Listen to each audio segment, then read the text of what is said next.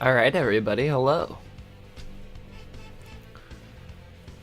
Welcome to the first official off-season for the Miami Dolphins. I got my pen and paper and my notepad, and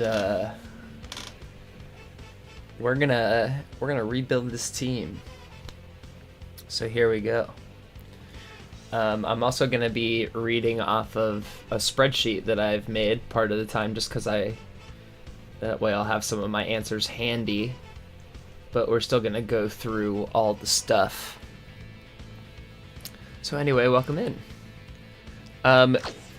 We lost our game against the Pats, ending our run on the season. We played them 3 times. They beat us 3 times. Obviously going to be a benchmark for next year and the years beyond. The Pats with Tom Brady are forever going to be a problem. So that's how it goes. We are not going to go through the simulation of the playoffs yet. I want to go through season stats and season awards first. So let's start with season stats. Obviously, we've got Carson as our main guy. I'm just gonna kind of hang out on each of these screens long enough for the footage to be captured. And then I'm also going to pull up Carson's card here after I get the stats. Not the best first year for Carson, but he got hurt for a little bit. We're getting used to this offense. I think he's going to have a really, really strong year too with us.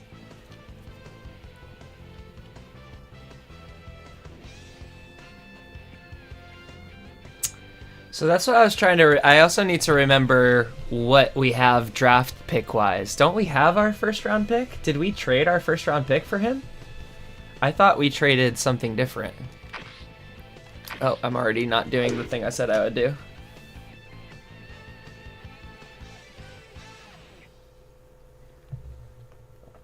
I think we may just highlight our use these as the stat highlights and perhaps let the deeper stuff stay in just the live replay.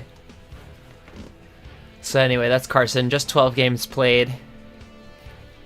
Room for improvement for sure. Obviously, Ricky had a heck of a year. Pardon me in advance, I'm gonna sneeze. Oh, bless me. We're gonna find out whether or not Ricky won the rushing title. Then I don't know that we will. We're gonna look at it soon. Our cap situation's a little tight. We're technically at a negative cap right now. I don't know how it let us trade for Carson Palmer, but we'll figure it out for sure.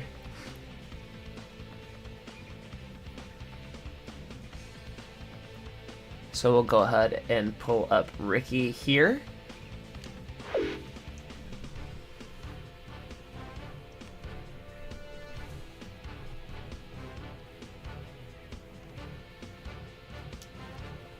Almost got him back to his 2002 numbers. Not so bad.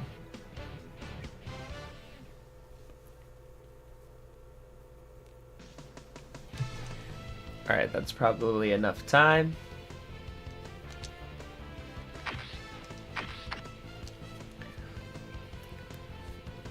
Chris Chambers was, I believe, our top receiver in every major category. That would be cool.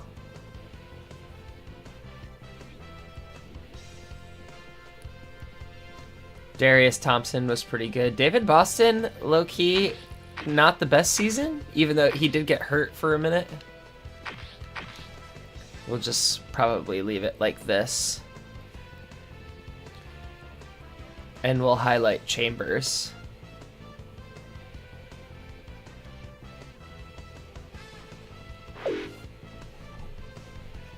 So Chambers is one of the couple.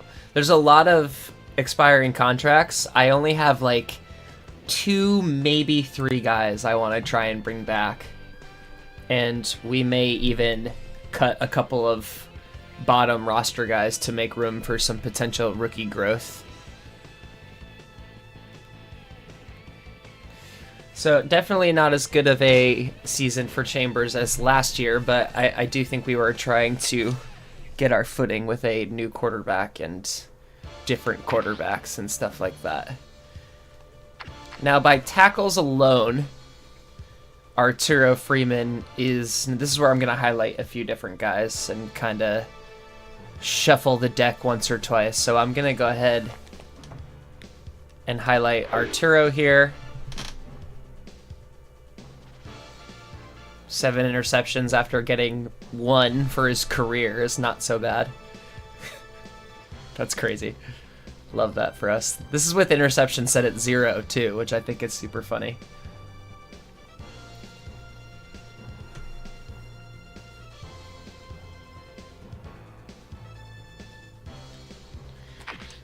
If we go by assists, I did want to highlight Zach Thomas because I think he's in the conversation for most tackles on the team.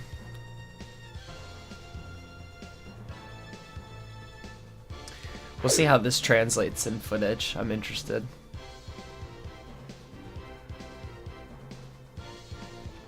I wonder if Zach will stay above a 91 or above a 90 next year. He's so slow already too.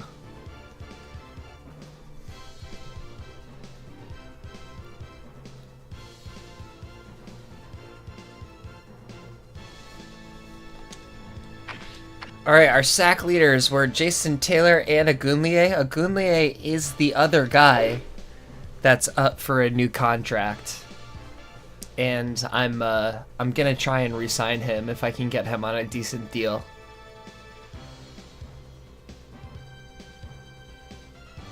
And maybe that'll just mean we have to move away from some guys that are at the bottom of the roster to sign some of our better talent. I almost said more better. Anyway, we're also going to highlight Agunlie since they tied for 10 and 10.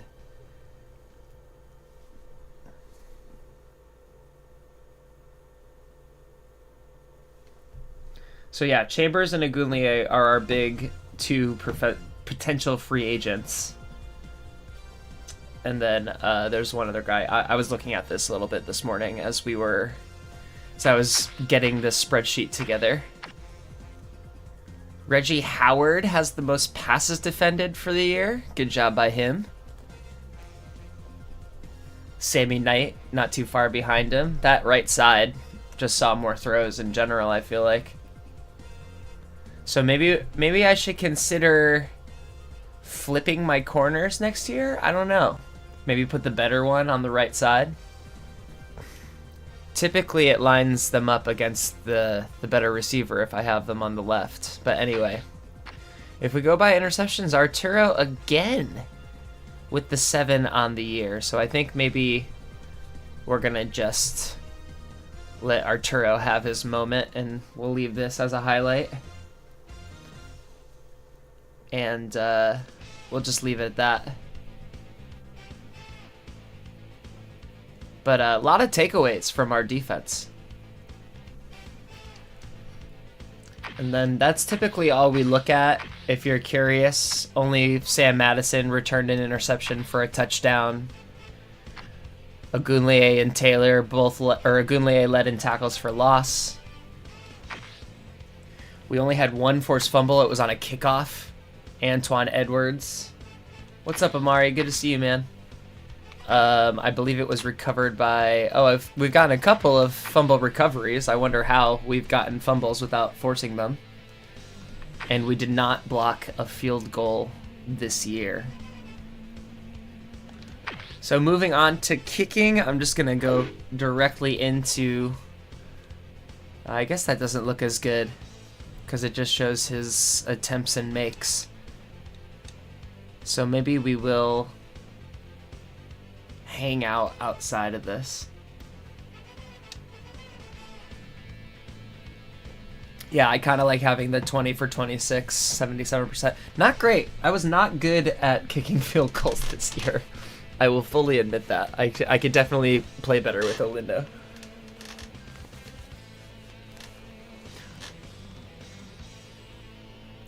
And then the punter is the punter. Whatever. I don't really feel too concerned about keeping the stats for that. I have it in the spreadsheet, so though if anyone's super interested.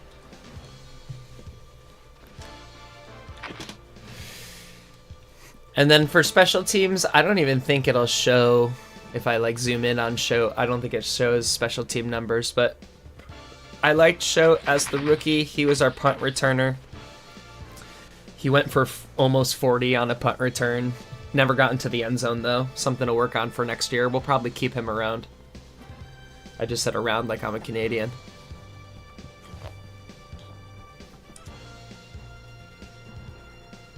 Okay, so that's all of the stats from this year.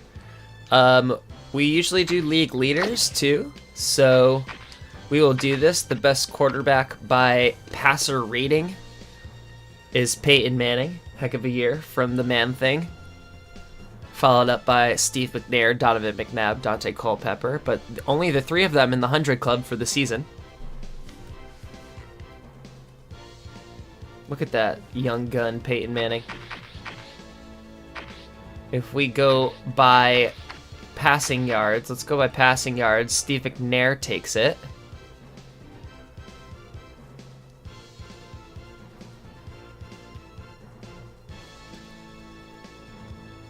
That's pretty cool. Good job by him.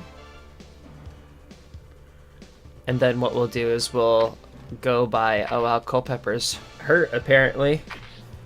But we'll go by total touchdowns. That goes to Dante Culpepper. Look at Peyton, man. 29 and 6 is nasty work. John Kitna. So actually, that's what I want to do next. I want to look at the transactions that we made, and I want to after we go through the rest of the whatever stats, whatever. You can see that I think we outrushed everybody too. Yeah, we outran everyone more than 30 times, but we also outrushed the entire league by nearly 400 yards.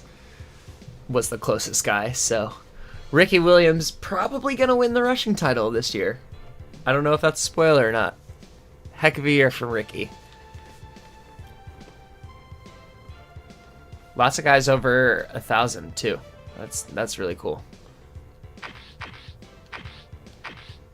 And if we go by touchdowns, Ricky is also your guy.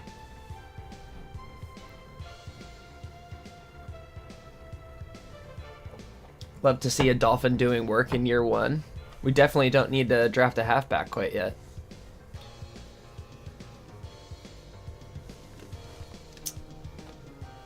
I think for once we don't have a receiver leading the league.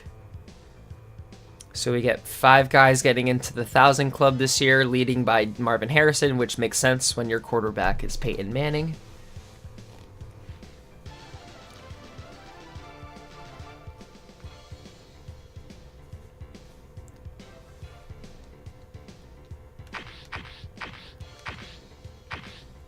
Let's do that one. And then it's also Marvin Harrison. Amari, for the Dolphins, we lost to the Patriots in the wild card, so it was an up and down season. We traded for Carson Palmer. We'll get there. I do want to go through the transactions and the stats of the other guys that we traded away, and then we'll go into season awards after we do this. This is where, well, okay.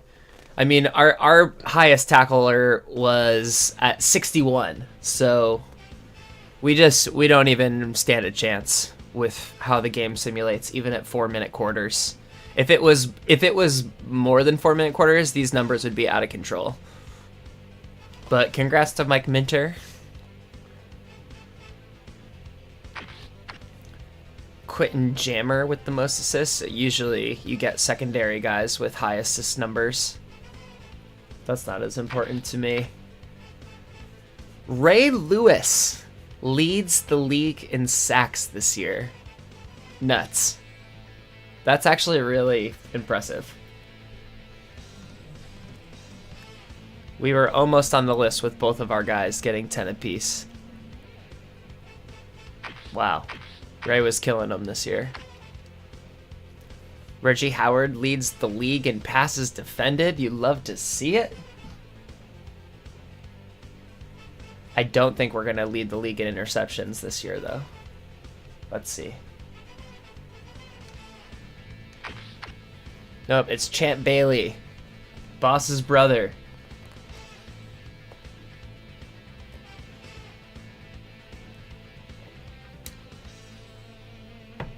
Lots of guys with 6. I think, yeah, Freeman's on there. He's 4th in the league.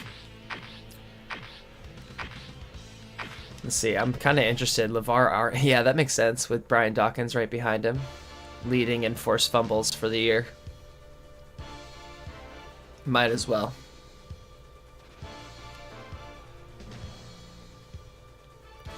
I think we will highlight kicking by field goal percentage. We will not be making this list. Jay Feely hitting 12 out of 12 this year. Not a lot of field goals out of Atlanta.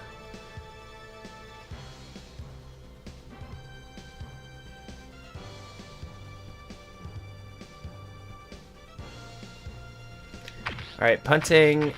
I like to go by net average. We're also not going to be making this list, but I don't know if I've ever had played a team that has a good punter. Although I played this Philly many times, and I feel like Dirk Johnson does not punt like that. So, anyhow, we'll highlight. What do we want to? How do we want to highlight this? Do we want to do yards or do we want to do? Let's do touchdowns. I feel like whoever has the most kick return touchdowns and kick return and punt return touchdowns deserves to be highlighted for the year. So Liddell Betts out of Washington, 3 touchdowns off of kickoffs this year. Luckily, we didn't give up any of these. Maybe one day we'll actually get one. Probably not on a kick return, but on a punt return, potentially.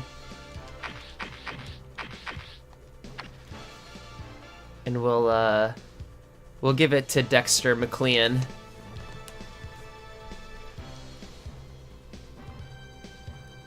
You can see all of those guys that have there. I love how McAllister down in Baltimore averages a negative .1, but he has a touchdown from a punt. That's actually really impressive. Looks like Patrick Surtain has a punt return for a touchdown, so it looks like the trade worked out somewhat for Chicago. All right, so that's actually what I want to do next. Actually, I'm going to get super nerdy on you guys, and who knows if this will make the video or not, but I also calculated where we were in the league for team stats. So this is where my super nerdy spreadsheet is getting broken out, and I'm going to kind of read this off as I find us. So we were 11th in the league in total offense. So that's just total offense in general. We were 11th in the league. If we take it to pass offense, we were an abysmal 29th in the league. So really, really not good. Not a good passing offense, partially because we didn't have a good quarterback part of the time, partially because we were so reliant on the run. And on that note, we were easily the number 1 rush offense in the league this year. So that's sort of the trade-off, which nets us out to 11th in the league in overall offense. I didn't do averages. I didn't bother with that. I just kind of didn't care. Now, what was a fun surprise, which I thought we were going to be worse, is we were 2nd in total yards allowed by defense. So we had the 2nd strongest defense by total yards allowed, which I found surprising, quite frankly. So these teams are giving up a lot of offense in the simulations in just 4-minute quarters that they're simming. And not only did we have the number 2 total defense, we had the number 3 passing defense, which I believed a little bit. We had a lot of takeaways. We did a really good job of playing the pass whenever we would get up big. But what really, really surprised me is that we had the number 2 ranked rush defense. I felt like we got absolutely crushed by some running backs this year, and I was ready to like really overhaul our defense, but maybe it does not need as much overhauling as I think. And it also lends a big, I think that's a big reason why I want to re-sign Ogunleye, because I think having 2 really good defensive ends really helps with that stuff. So highly ranked defense, which I was very, very surprised about. What else can we do? Let's do conversion percentages. We were not great on third down. We were actually, let's do it like this so we can show that we were exactly last in third down percentage. Exactly last. We were awful. And it wasn't for sample size. We had from what I can see on this list, the most attempts at third down out of anyone. So not great. Gotta get better at that. We were also pretty objectively bad at fourth down, sitting at 30th on 6 successful attempts out of 12, which again is pretty high in the league. So we went for fourth down a lot. We didn't get it. Maybe nearly enough. But we'll see, I guess. We were pretty middle of the road in red zone percentage. We were 12th in the league. We had 44 attempts, 22 touchdowns, 16 field goals for 86 total percent in the red zone this year. I'm getting in it, y'all. I'm getting in it. And I do have all of this written down because I want to keep all of this for dexterity forever. Anyhow. And then if we go to defensive red zone percentage, we were not as good. We were unfortunately down at 20, so I'm going to bring it all the way down to the bottom, and we were 21st.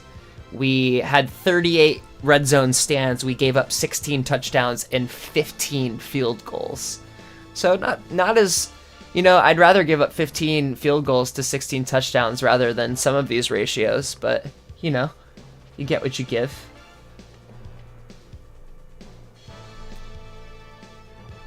And I think I want to highlight this too. I didn't really care about that, but I did want to highlight that I guess we would want it to be like this. We were 21st in turnovers with 19 total, which is something I definitely want to improve upon next season. Less turnovers would be nice, especially throwing 8 interceptions with Carson. Not great, Bob.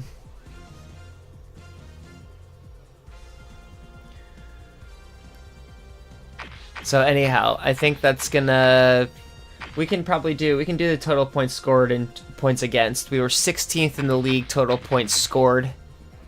I can highlight us in there. And then we managed a very strong second in points against, so I'll highlight that right now.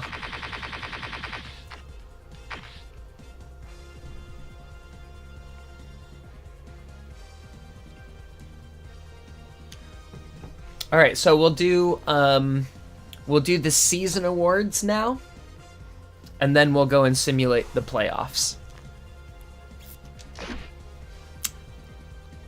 Oh no, wait. Transactions. Let's look at our trades, first and foremost. So we did trade our first round pick for AJ Feely, and we got a third rounder back.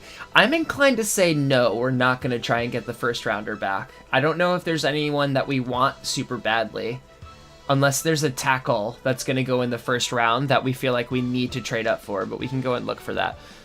So I don't think AJ Feely played it down this year. But we'll go and look. So let me actually write that down so I don't forget.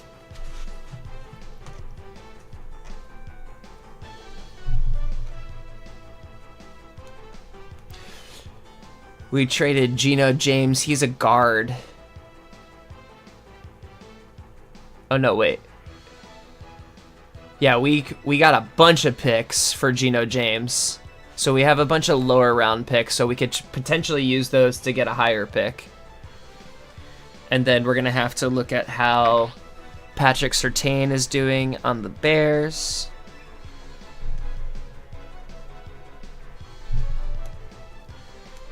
Will you let me just highlight you?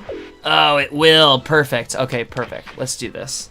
But this is going to highlight Carson, isn't it? Oh, you jerk. Okay, whatever. Defensive tackle. Third round draft. Wow, we have a lot of picks.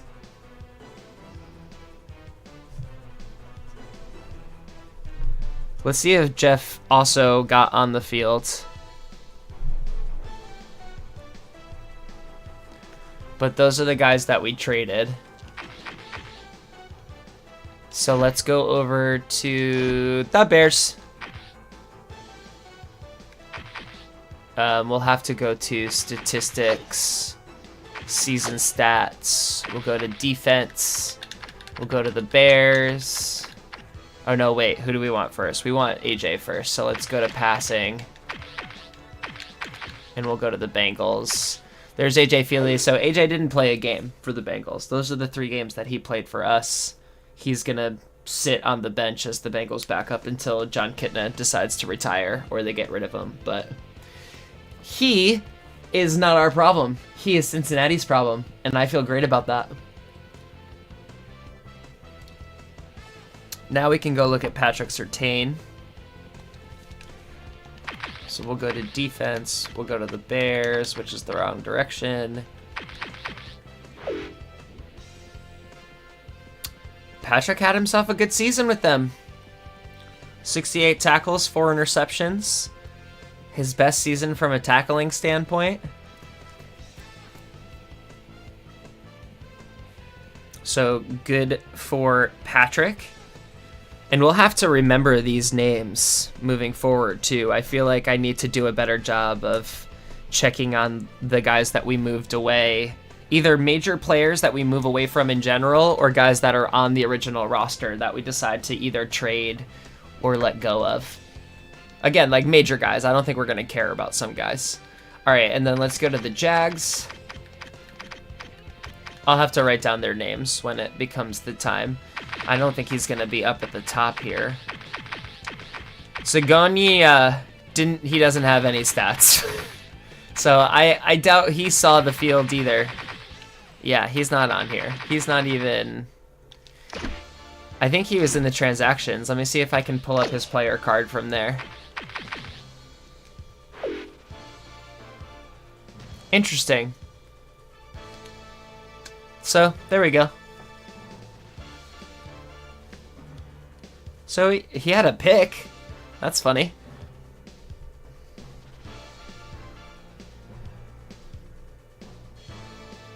Okay, now.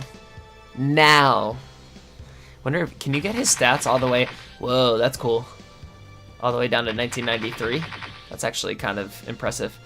Oh, those are his 2003 stats. He didn't play this season. Oh, that's hilarious. Okay, cool. Got it. All right, so I think we can... I think we can just simulate the playoffs. Oh, season stuff. I checked through it. There were we didn't have any players of the week for the Dolphins this year. So we're just going to go into the season awards. Most valuable player, the one and only Peyton Manning. And I don't know if you know this at this point, but in this game, usually the offensive player of the year is whoever the second best quarterback is. So if Peyton Manning is the most valuable player, then logic would only dictate, if you've been here since the beginning, that Steve McNair is the offensive player of the year, but not the MVP. I don't know how that works out, but That's how it goes.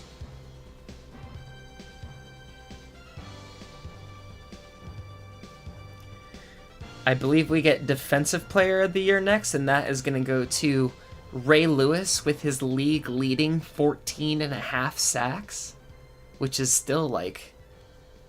I've simulated a lot of first seasons in this game. I don't know if I've ever seen Ray Lewis go for 14.5 sacks. That's really impressive.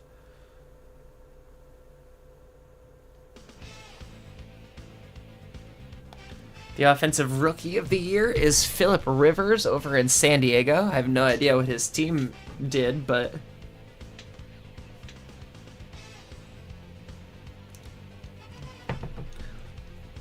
So we will simulate the playoffs through the Super Bowl, and then we'll check out to see who from our roster made the Pro Bowl, and then we'll get to the offseason. DJ Williams out of Denver takes home Defensive Rookie of the Year. Good for him.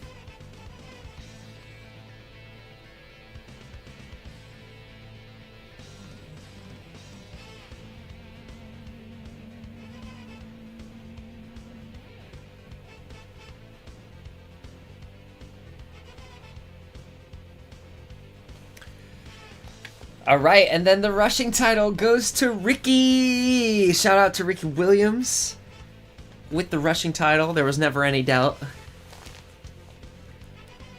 But good job by us. I don't know how many times I've won a rushing title in this game, so that's a little mental click. I got a nice little highlight on the spreadsheet for that one. So good job by Ricky. And then we don't have a Super Bowl MVP yet because we need to simulate the playoffs, so let's do it. We have the division championship. I'll highlight this New England-Denver game specifically since that's the team that beat me. Beat us, sorry.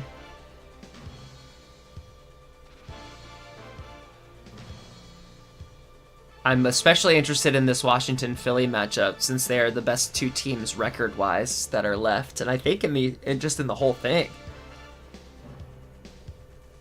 But anyway, let's do it.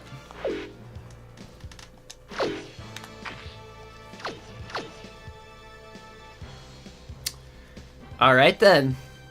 Kansas City takes out Peyton Manning, the MVP. Tom Brady and the New England Patriots march on. Philly gets a huge shootout win over Washington. And Atlanta dances on over Seattle. Very cool.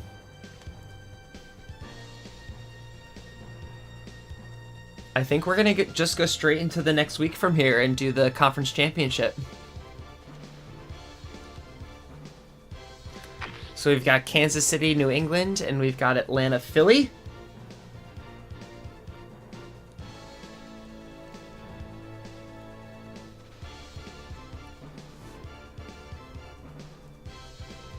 That should be enough time. Let's do it.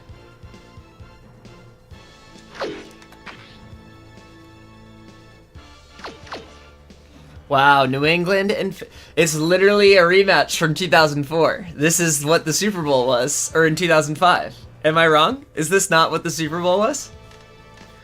So we've got 15-3 Philadelphia taking on 13-6 New England. New England, I feel like New England started like 1-4 this year or something like that, and now they're suddenly in the Super Bowl, so they're really hitting their stride at the right time.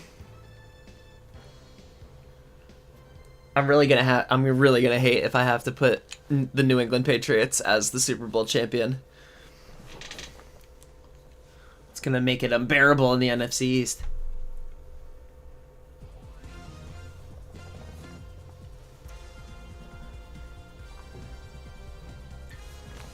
All right, y'all, who do you think it's gonna be?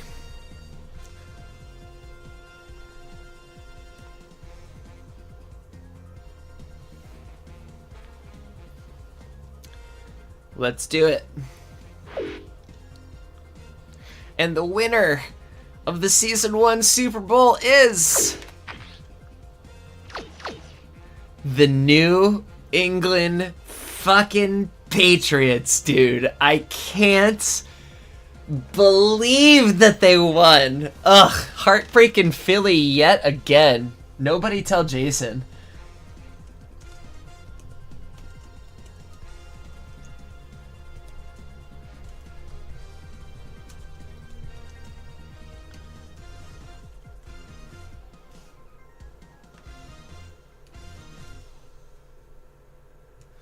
Wow.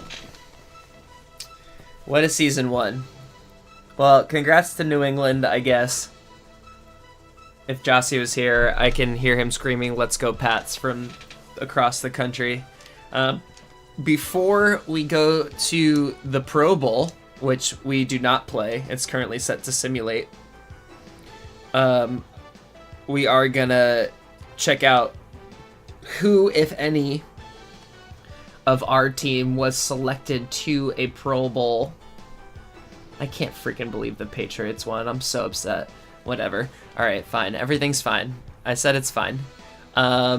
So if we go to, I believe, ESPN.com. Not ESPN.com? I don't think it's there anymore. Let's go to Pro Bowl selections. So it says Ricky and Ruben, and that's it. And I'm inclined to believe them, because I already did look through this, and I did not see anyone on here that said otherwise, but I'll let that hang out for a moment. I do believe that those are our 2 Pro Bowl selections. We can see Ricky ran away with his selection in the AFC, obviously.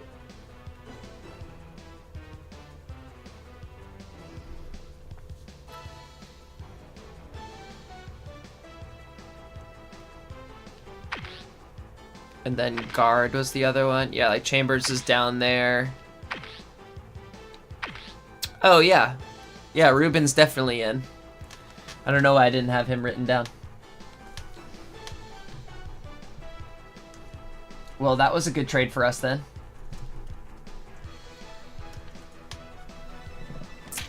I thought maybe one of our cornerbacks had made it, but I guess they did not.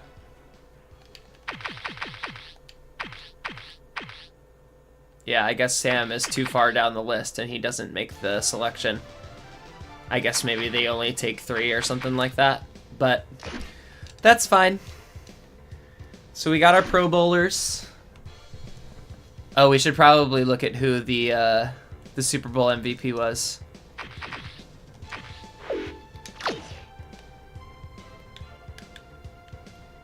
Corey Dillon. Wonder what he did. We'll never know. I can obviously shuffle that around and post a little bit, but congrats to Corey Dillon for taking home the Super Bowl MVP.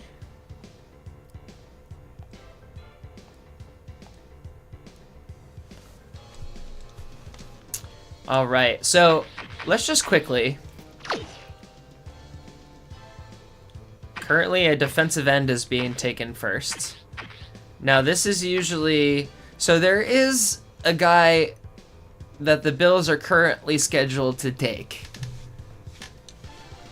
So there is a talented tackle in the draft. There's potentially 2 of them. There's a lot of tackles that are going to get selected. Whether or not they're any good is a different story. Technically, right now, the best guy in the draft is a guard. And there's no reason why this quarterback shouldn't be going first. That's actually kind of crazy. Looks like there's a lot of offensive line talent in this draft right away. Cornerback is somewhere we're going to be looking. Let's not worry about that right now. Let's get to the offseason first and foremost, see if anybody's retiring. So we'll simulate out of the Pro Bowl.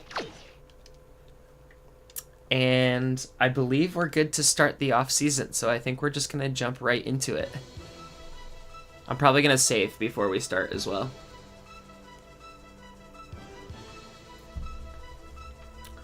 All right, let's do it. So let me save really quick.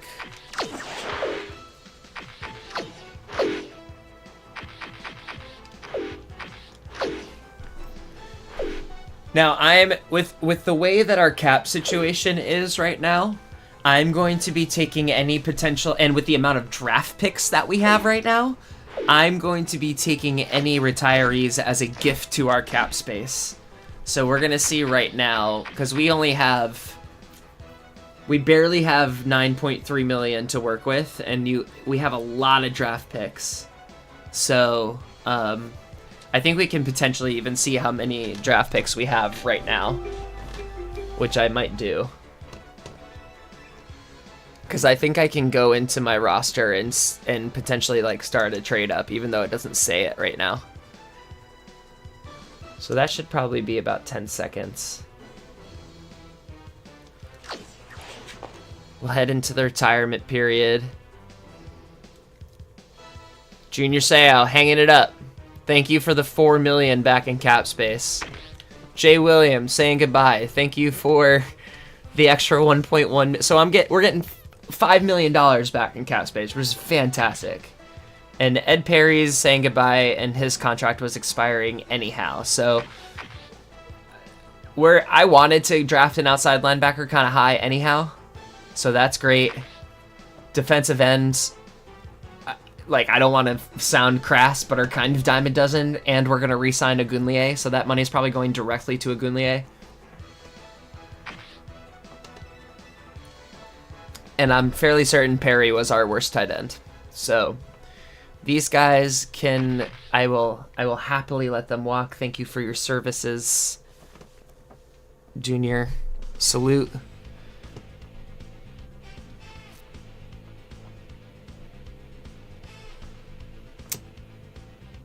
And we'll move on from there.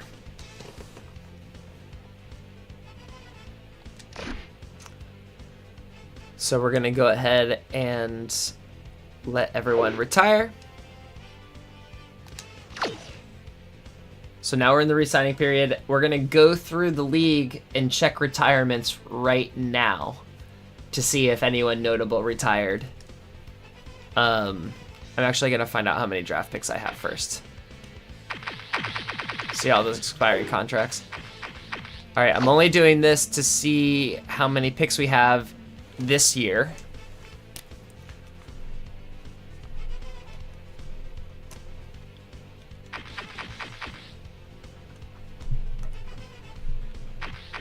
Wow.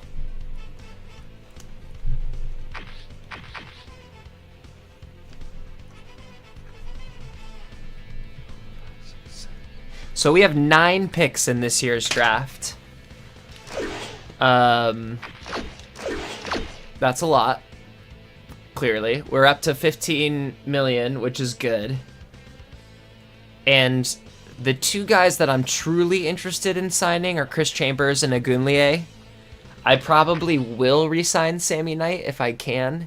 I probably will also sign Greenwood.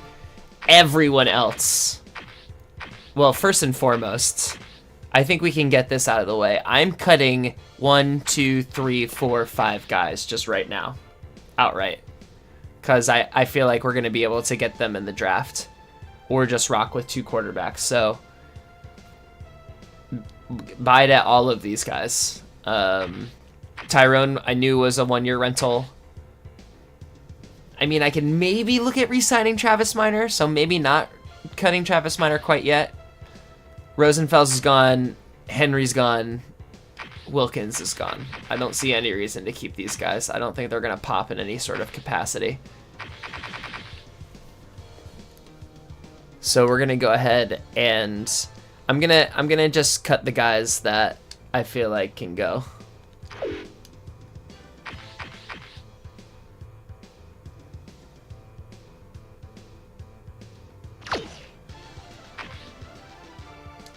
And I'm going to go sort of slowly just so it has some space in the edit so I can make it all be clear.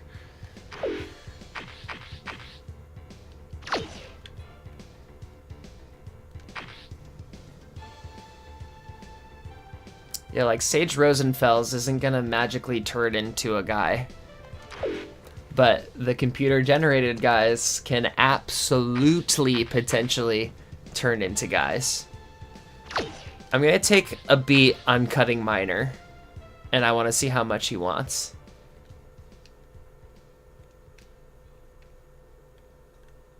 But we're also going to say goodbye to Tyrone. Thank you, Tyrone. I appreciate you. So that leaves us with still a lot of guys to sign. I think Chris Chambers is my biggest priority, so let's look at what he wants first. Have to assume he wants an ascending contract. Are you insane? I'd rather give him a balanced.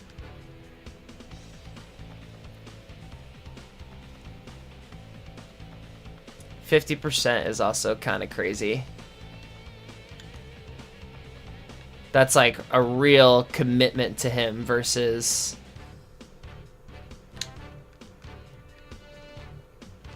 I could potentially handle this for 3, maybe? See what happens to him by his 8th year. How much cap room does that take? And it keeps us with a little bit of flexibility.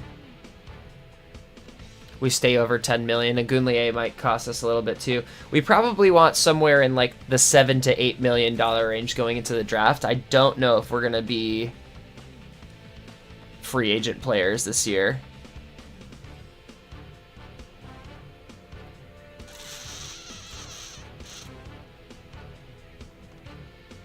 This is theoretically his peak.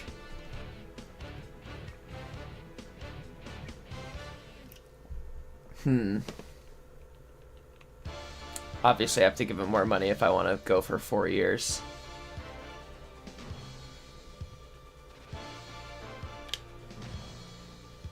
I hate that bonus, and it doesn't make a difference on my cap space. Well, I guess it does. It just makes him way less tradable. This gives us nearly 11 to work with. Chat, what do we think about this?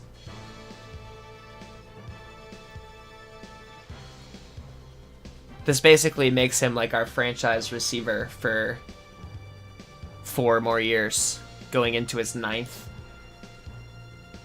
I don't know if that's too aggressive or not.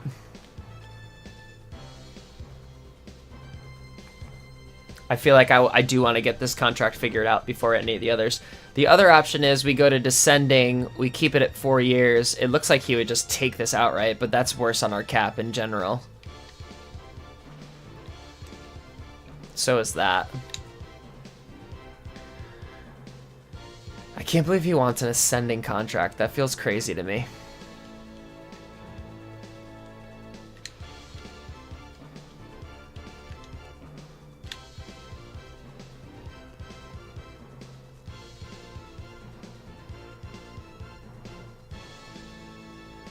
I actually don't hate this.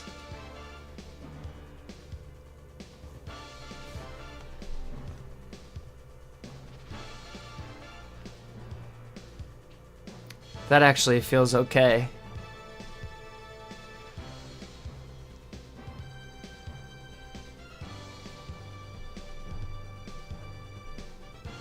Still gives us more flexibility than the other options.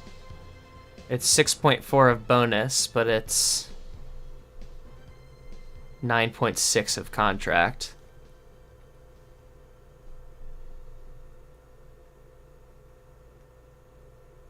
What if I go down to 30? That gets me a little bit lower. Now I just feel like I'm haggling. Alright, well he only wanted the... Oh, this is essentially what he wanted. Oh, that's funny. Well then, let's just pay the dude what he wants. That's funny, I didn't even notice that. Let's stick with 1650. Let's ball him a little bit low. We still have over 10 million. Welcome to the off-season stuff, y'all. It's just where I fuck around with payment interest meters and payment sliders, but I'm actually okay with this contract.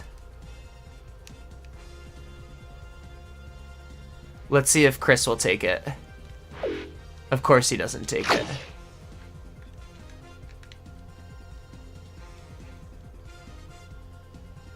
I bet I just had to go to exactly what he wanted. That's super funny.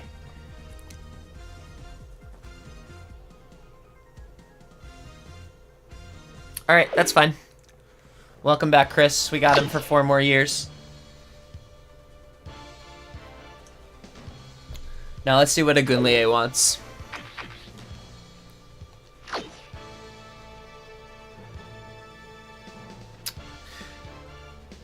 I don't want to be dramatic, but that's objectively insane. I'm never going to give him that contract. If anything, I would give him, like... We might have to let him walk. Damn. What if I gave you a descending deal with a decent bonus, and you got, like, your money this year, and we made a run? What about that? That bleeds me dry. Gosh darn. I don't think we can keep Agunlie. I think he's too expensive. I might look through my roster, but like, shoot, man.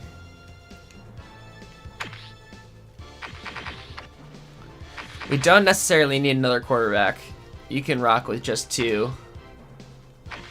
I do think we're gonna have to figure out potentially a better backup halfback, but that's okay for now. I'm just looking at where we have, like, we don't even have much wiggle room right now. Like, we have 2 tight ends. They're not that great. I mean, we can get rid of our poor old long snapper, free up $250,000.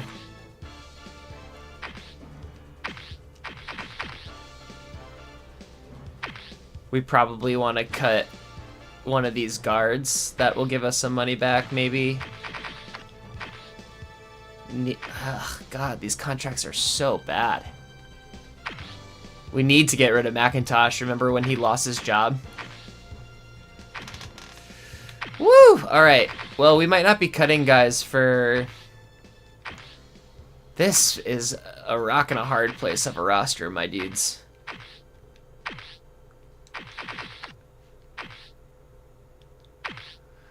But I just do not know if we can keep Agunlie. I mean, we could cut Bowens here. That would give us $1 million back. I think we do that. And we can sign 2 cheaper defensive ends.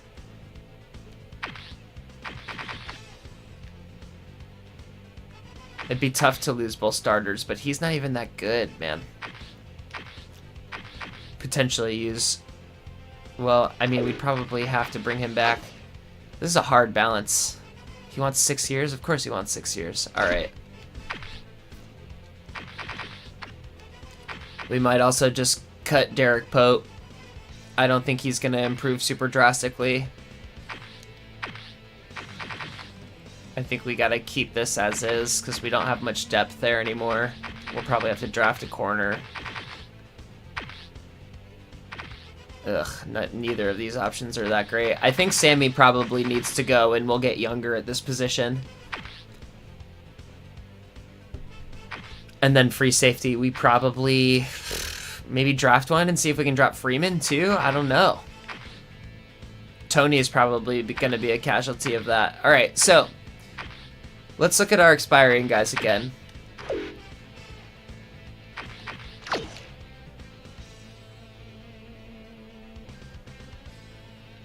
Travis wants less than $1 million a year. What if we signed him for, like... Could we get him on a non-guaranteed, maybe? Or, like, a slight guarantee? Just to bridge the gap. Where's my balanced?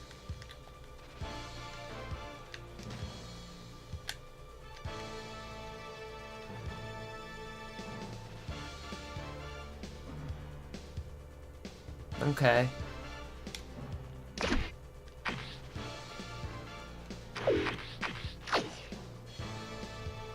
Why does everyone want so much money? I don't think we keep Seth. We can draft a center. So we're going to end up getting rid of both centers. Ugh, I'm so upset he wants that many years. I think I would maybe want 3 years out of him. I'm okay with going balanced if maybe he would take 20%.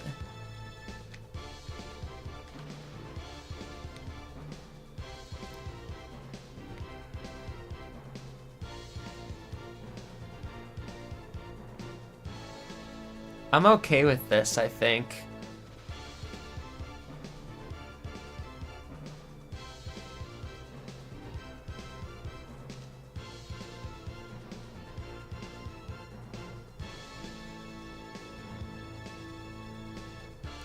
Yeah, I think he maybe just plugs a gap for now.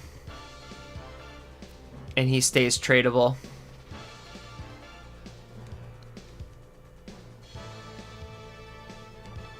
I think I need to sign or decide if I'm signing Agunleye or not. Let's first look at the other guys I can cut. I think we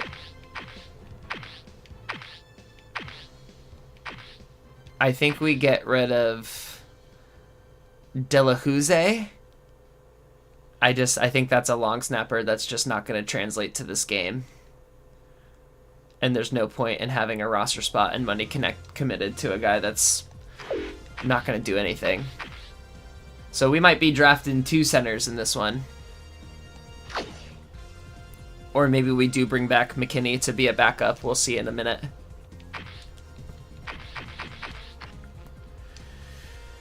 Alright, out of these guys, the only cuttable one is Whitley. His blocking numbers are awful. Like, at least has a redeemable pass block number. I see no reason to keep him. We get $500,000 back. I think we just let him go. I think there is a certain number of players it won't let me drop under, though. So let me I think maybe I do this first. Like, St. Clair gets us over $1 million back. There was one other guy that gets us a ton of money back. We could cut Dorsett Davis and get a defensive tackle. That's probably a move. Oh, right. It was Bowens here.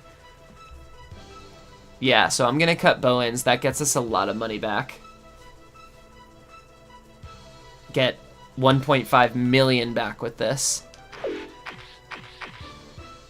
I'm chopping this roster apart, and I'm into it. Alright, so I think I can cut 2 more guys. Neither of these guys are really worth cutting. Moore's gonna get playing time if I don't get a good linebacker. I think we keep Pope there.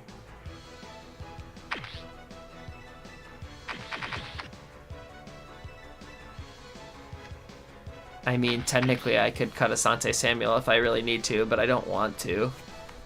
Oh, I love Shote. I don't want to cut Shote. Alright, we'll let that stay for now. I think we are going to let Sammy Knight walk. I think we'll probably draft a strong safety pretty high.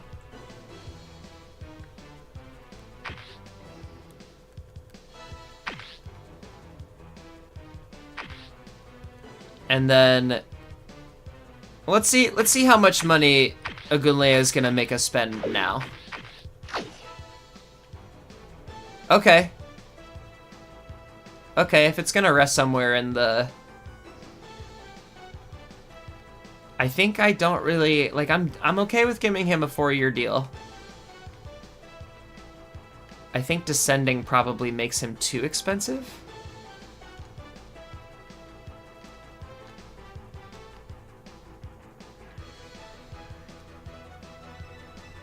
Huh.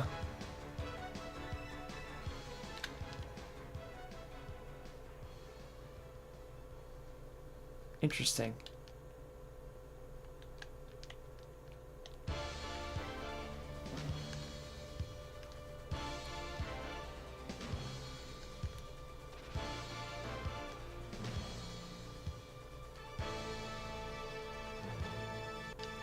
I mean, he probably doesn't take this, but nearly $7 million means we could probably sign Moreland. And I could always cut a couple more guys.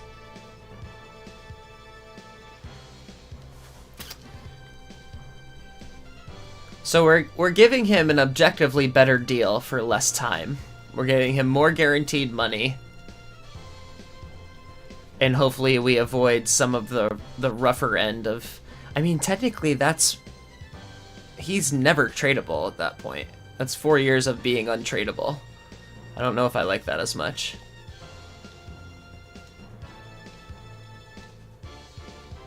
By this one, if he's really dropped off a cliff, I could potentially get rid of him.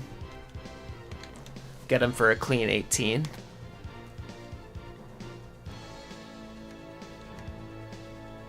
He likes it better if it's balanced, which makes sense. Well, that makes his contract more manageable by like the second year, by the third year, probably. Let's see if I can take a little bit of money away. I'm gonna do, oh yeah, look at all the cap room. Holy crap. It's because it's a balanced contract. That makes sense. I should be focusing more on that.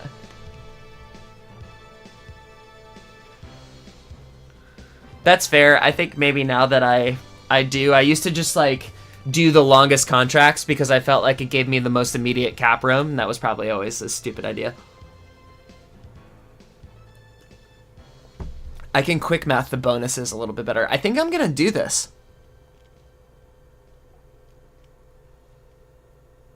I'm actually super okay with this. And hopefully he doesn't decline too much, but if he does, like I said, we could always jettison. Let's see if he takes it.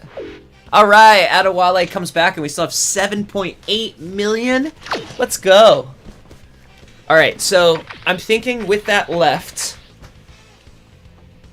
I'm thinking. I think we let Sammy Knight go.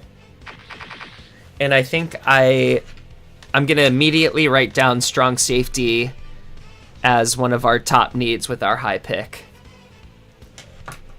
I'll let my chat chime in, but he's old enough and probably wants enough money that I think we can move on from him. I don't think he necessarily like moves our needle in any crazy way. Right now, I'm leaning towards trying to sign Moreland and Seth here. Although we have so many freaking draft picks. I could just draft at center. So maybe just Moreland. And see what free agency looks like. Because we might have a little bit of money to play with in free agency now. Let's see what Moreland wants. He wants 6 years, which is just straight up not happening. I think you're going to go... I could potentially stay with a balanced contract. I think I'm liking either 2 or 3 years for him.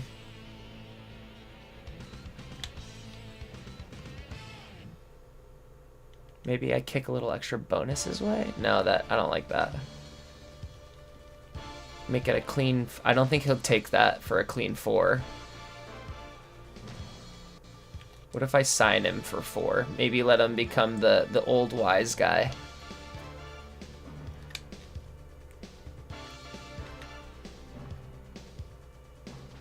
I like this a little bit better. We're definitely going to use him next year, so then the year after that he becomes cuttable or tradable again.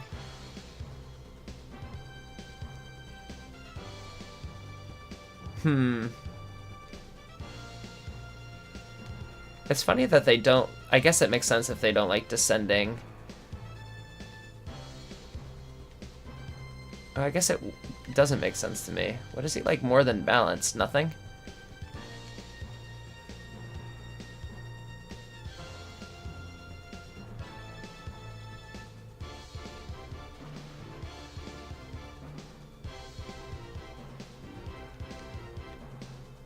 Probably just keep it like this. So it's really a matter of... Let me actually, pardon me for 2 seconds. I need to look at my team needs. Like, how many starters am I in need of right now?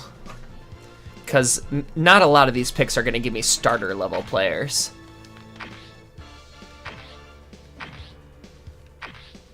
So we potentially need a starter at center.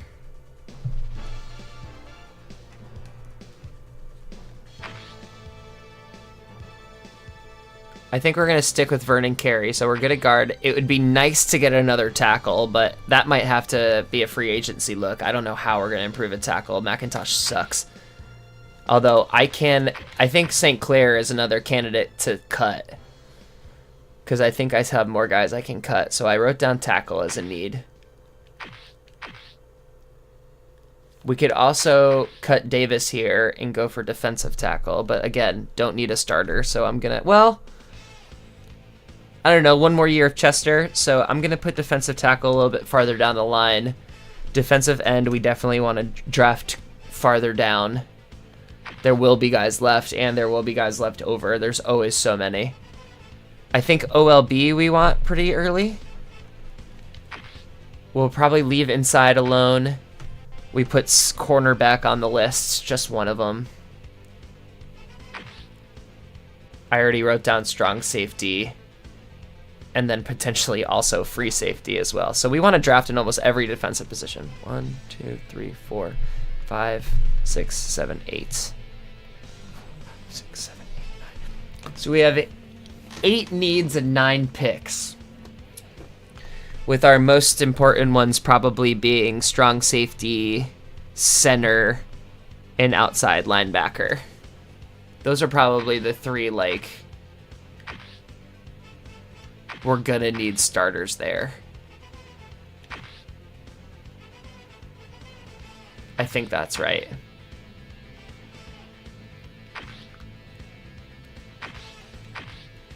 It's too bad you can't see who's gonna go to free agency or not.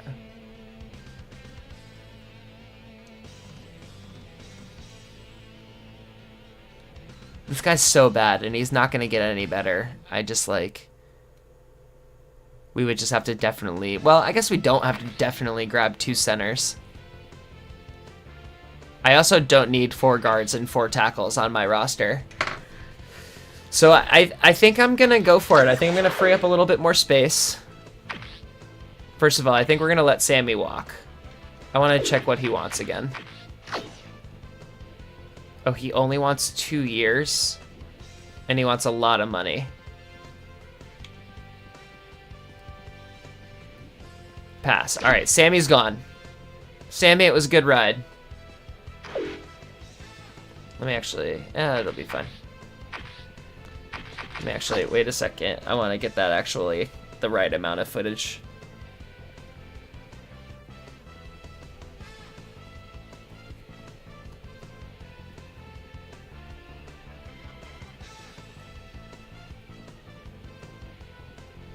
Okay.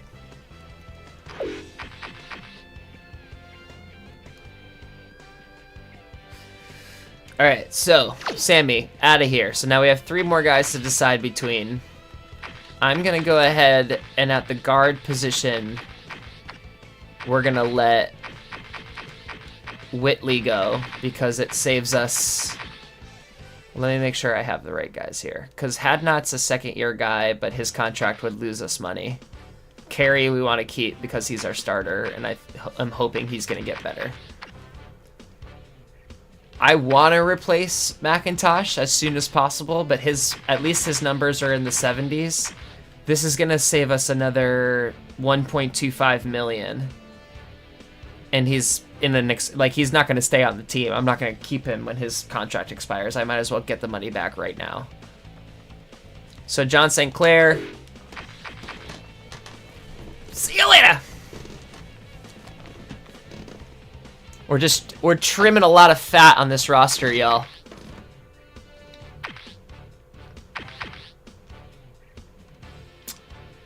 I think we might also just get rid of Dorsett Davis.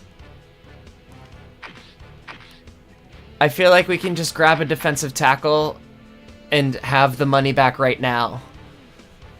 I don't know. I'm unsure about this one. I guess we don't need to worry about it right now. I think I have enough money to sign everybody else. So let's grab Moreland. We're going to give him... Let's go for 4 years. Let's let him turn into the vet. We'll stick with the balance contract. We'll go for 5.2 over 4.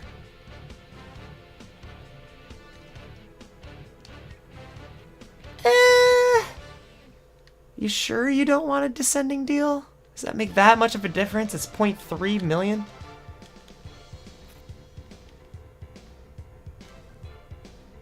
That feels way more palatable to me.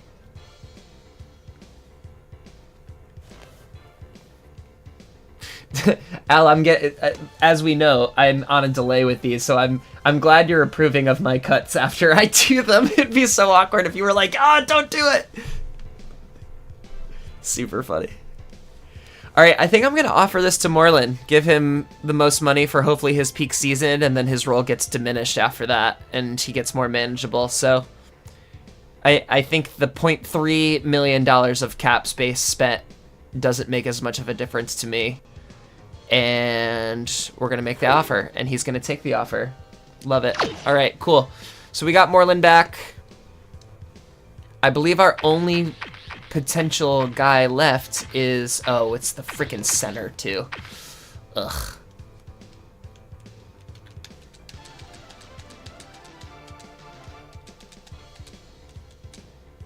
I'm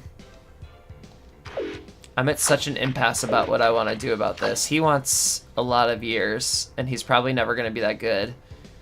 And I don't want to give him a bonus.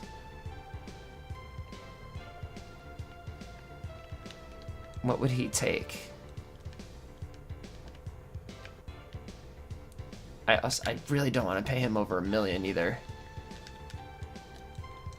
Alright, I think Travis is gonna go.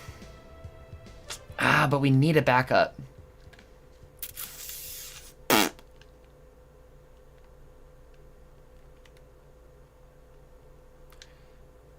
I think I'm gonna re-sign Travis only because we don't have a first round pick and it's so hard to sign backs. And I'm gonna let the center go. And we're gonna draft 2 centers in this draft. I'm glad I looked at the rookie report because I feel like we're gonna get one of those really good centers with one of our 3rd rounders. And I think I'm gonna go for the strong safety in the 2nd round, but we'll find out. I'm probably gonna also do outside linebacker in the 3rd. And then everyone else I'm gonna have to feel out based on what's available. So let's see if Travis takes this. He declined it? Dude.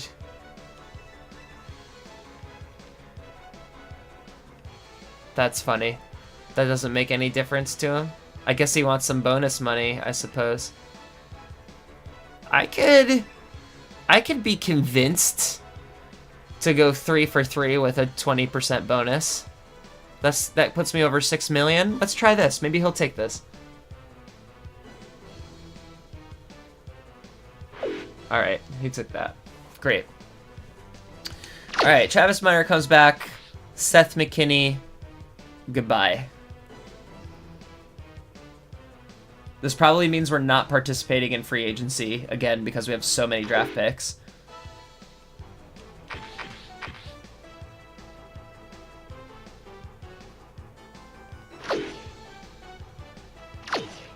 Oh, come on, it won't let me release him? I have to re-sign him? Oh, that's crazy. Alright, well, I guess that made the decision for us.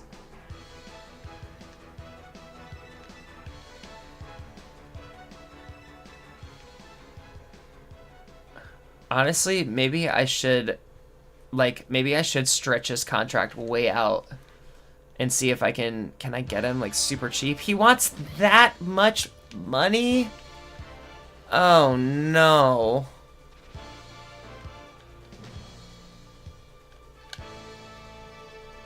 I think what I'm gonna do is just sign him for what he wants and then just cut him the first chance that I get.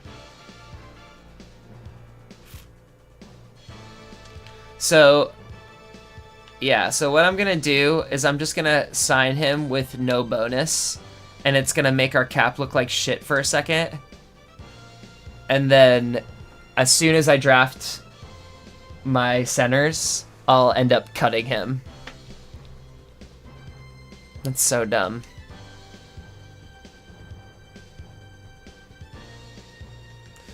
I wonder if there's any universe where I would keep him over the 2 guys that I draft, but probably not.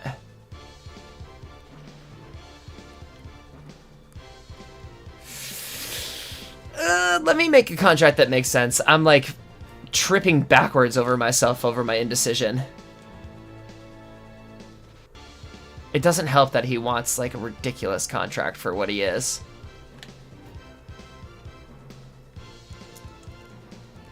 Maybe I can just do that and it doesn't screw me over too much. And that's, I mean, technically that's not an unreasonable amount to pay a starting level center. So I guess we'll make it real and then we'll go from there. Does taking away 10% make a huge difference? Let's see if this makes a difference. But that makes my cap room less. So let's just keep it here. F it. I agree with you, Al. That should not be a thing. It's dumb.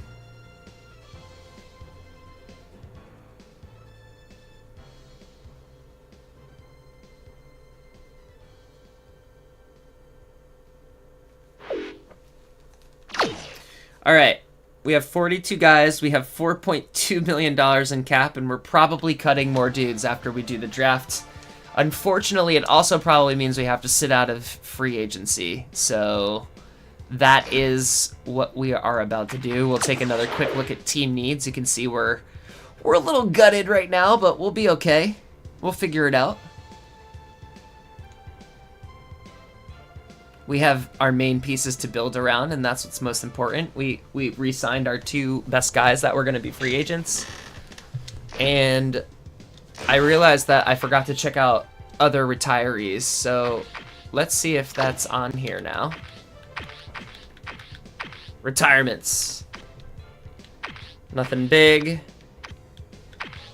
Nothing big. Jeff Ziganina retired, so goodbye to him.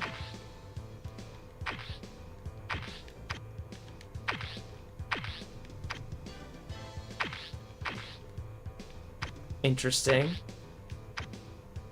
Ricky Prohl's hanging it up. Oh, wow. JJ Stokes, Doug Peterson, Larry Izzo. Wow, so many retirements. They win the Super Bowl and they're all out of there. I mean, to be fair, they're all old as hell. Jerry Rice calling it after 21 years, as is Rod Woodson. I think that's one probably worth hanging out on for the footage.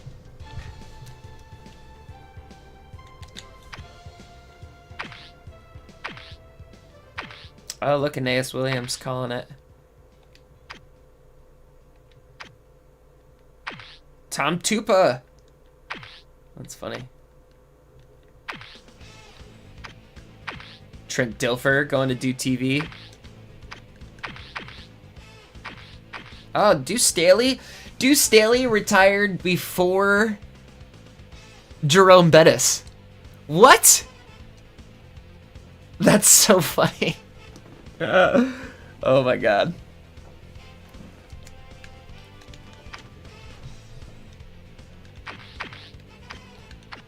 Interesting. Calling it after just 3 years. No one for the Titans. Alright, that's all of the retirements. So let's see if the rookie report is still looking like, yeah, this center Porter is theoretically the best player in the draft, and also this guard Hunter is up there as well. So Porter, Dixon, Jacobs, all of those guys potentially could go to us. I don't think any of these defensive ends or these quarterbacks will fall to us, but also this Mathis kid, like, that's probably going to end up being our pick. But we'll check him out for sure. Aduki. There might be injury retirements. Sometimes guys get career-ending injuries. Did it say that in the injured reserves? No injury retirements. All right, so we're gonna go to free agency. We're gonna see who the prizes are as we have finished our re-signings.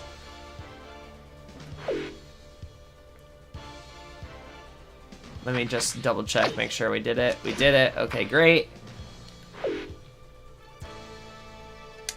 So now free agency, we're probably going to stay out of this. Chris Hovan is yet again up for grabs. Sean Ellis, that's interesting, but we already got our stuff. We can't afford Bubba Franks. We can't afford Mushin Muhammad. This guy would have been interesting, but no, we don't want Zach Bronson. He's expensive. I'm just looking to see if there's a steal here for... Oh, I didn't even write tight end down. That's honestly a position we might want to consider looking at too. Like, even him being 2.6 million is ridiculous. Not worth it, not worth it, not worth it. Don't need it. Not worth it. Sean Rogers going up on the free agent block. We re-signed him in the Lions rebuilt. As is Porsche. I haven't seen one guy yet that's a good contract. All of these guys want really expensive deals. So I'm glad that we re-signed the guys that we did.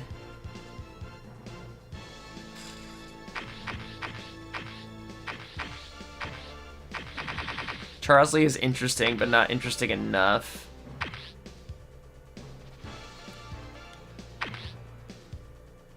Yeah, like all of these guys are still over $1 million for, like David Dixon, but he's old as hell.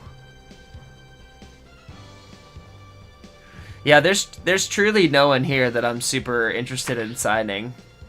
Chat, feel free to stop me if I'm wrong, but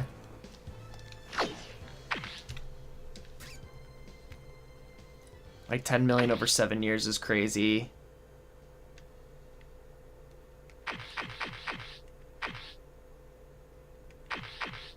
I just 56 durability? No.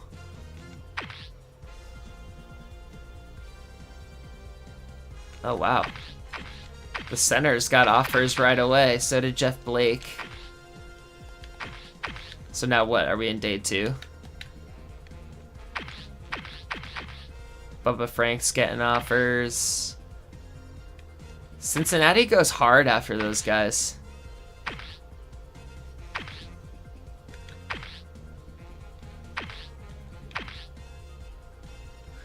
Alright, well, let's just quickly go through by position. We don't really need a quarterback. There's no one here that's worth grabbing.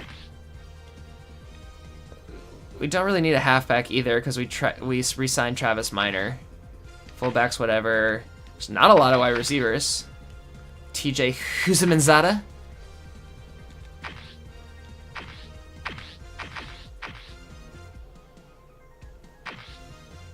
I wish we could afford Bubba Franks. That's going to be a fun league shakeup next year, though.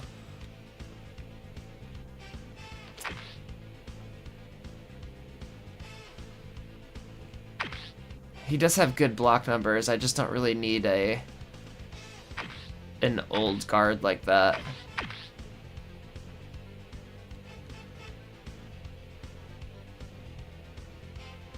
He has good... Oh, that's just Oakland lowballing him. Still, it's so much money for being bad.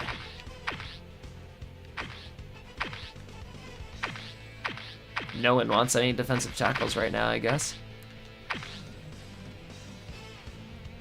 I don't think there's anyone here that we would especially want to grab unless we were looking at like a backup that we could sign for super cheap. But even here, I don't see anyone with stats that jump out enough in the low 60s. These guys are pretty calcified as to what they are. Yeah, and I don't think I want Ben Taylor. 69 tackle. And we already have 2 guys that are backup level. None of these guys are ringing my bell, you know? Sometimes I see someone that I'm kind of like, oh, maybe, but none of these guys look very good. I mean, they're all clearly much better at the game than I will ever be as I sit here in my comfortable gaming chair, but you know what I mean.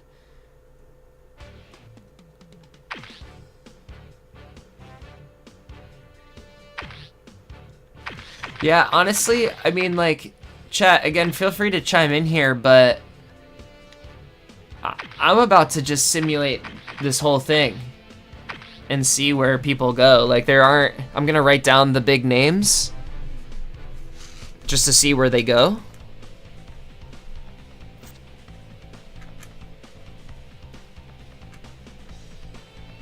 And honestly, after Muhammad, I don't really think there is another big name. But I think I'm personally feeling good to go into the combine. Maybe we can look at where Demuling is gonna go. Looks like the Broncos right now.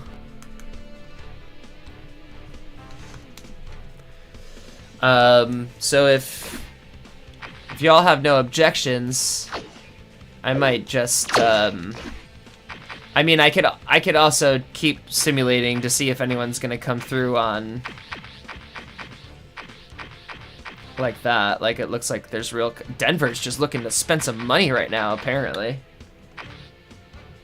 QWERTY, we do not have our first round pick because we traded it to the Bengals in order to grab Carson, but we don't really... We kind of need a tackle, but we don't need any of the other first round picks. I try and stay to the... I don't know if you know this, 2K5, they only draft defensive end, tackle, quarterback, halfback in the first round, so I try and do that as well. And then in the second round, kind of whatever is fair game. So we have our second round pick, we have 2/3, we have 2/4, we have 2/5, a 6th, and a 7th. And like Al here has said, nothing's really looking too... I think we have 9 total picks or something like that. Nothing's looking terribly exciting, unless we signed, like, Chris Baker strictly as a blocker. Because he's super ass cheap. He wants $500K a year. So that's the... But he's probably still going to be there in free agency, too. So, I think we just let it go. And then we'll catch up with those 4 guys.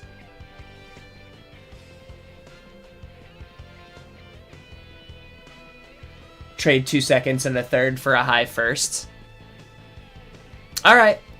I'll look at it. It would have to be for a tackle or a defensive end, though, because we really don't need a I mean, unless we draft a backup to Ricky now. But that's it's a tough, But we'll look at it. I'll definitely look at it.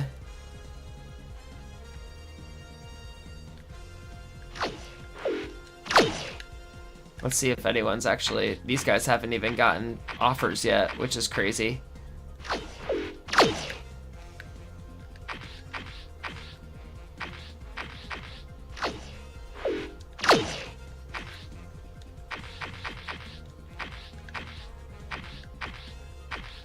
I can't believe neither of these guys have gotten offers.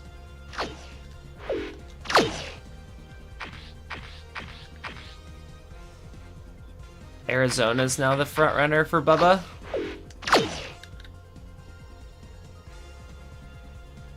Well, I'm not... I appreciate that, QWERTY. I'm not really trying to cheese the game. I'm trying to rebuild this on my own merits.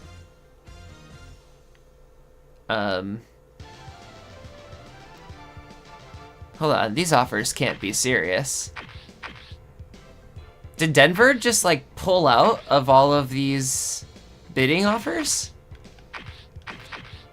I mean, hold on. Hold on. If we're gonna... I'm gonna put my hat in the ring if you're gonna put, like, that little respect on Bubba's name. I'll make somebody spend some money.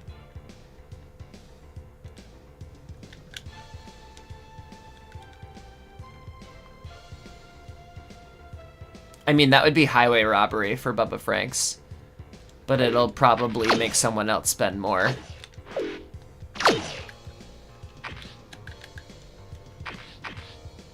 Shut up.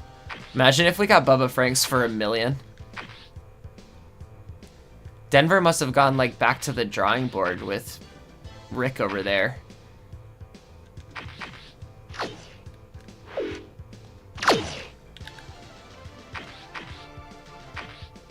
There's the serious offer to Rick again. Denver's just, like, palling around. There's a real offer. Denver must have gotten some cold feet or something. Still no offers from Hovan and Ellis.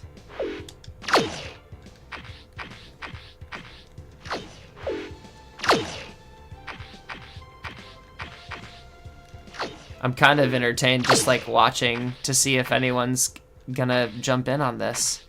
This is moving actually surprisingly slower than it usually does. No one's even, like, there's still so many guys in the 80s left on the block.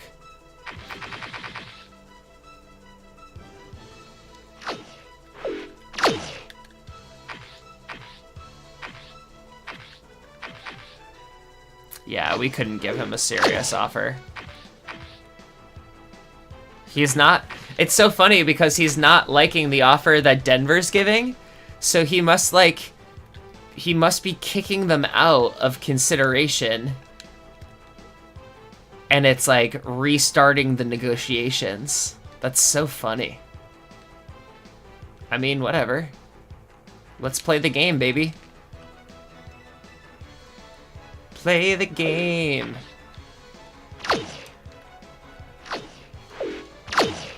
He immediately was like, is that a joke? Oh, there's his serious offers. New Orleans and Tampa Bay off the top ropes. Wow. And now someone's finally bidding on Hovan. So Bubba will probably go soon to one of those teams. Demuling will probably go soon. Still there. Still there.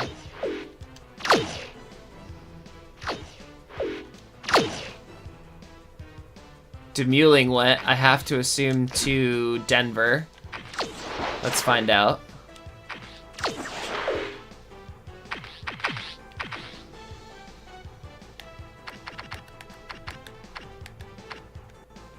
Oh, he did it. Was he a tackler or a guard? Yeah, he was a guard. He went to the Browns. Wow.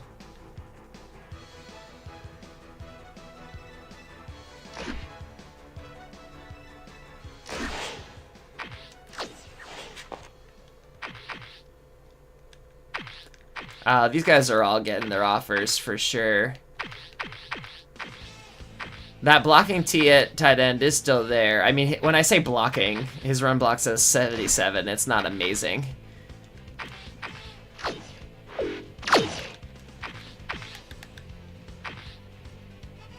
Alright, looks like Hovan went.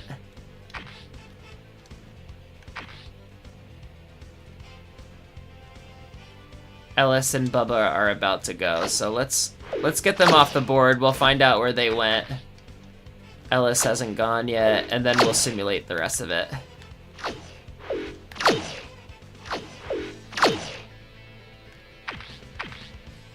Yeah, I still don't think there's anyone here that's worth signing.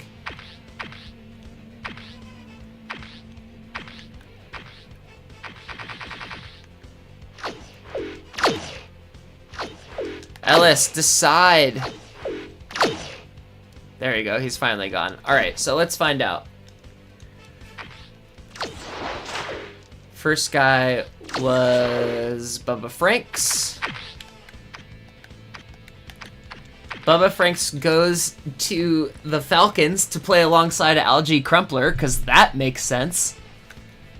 But Algie's now on an expiring deal, so maybe they turn around and trade him. That's crazy. Defensive tackle. I believe it was Hovan was the guy.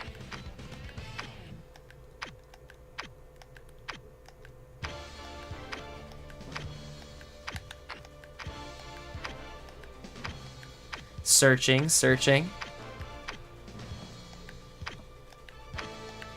So Hovan goes to the Bengals. Shores up their defensive line a little bit. And then the other position was defensive end, where Ellis went.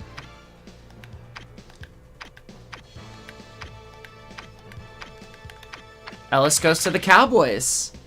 Makes their defensive line look a bit... Wait, that's a different Ellis. Ignore me.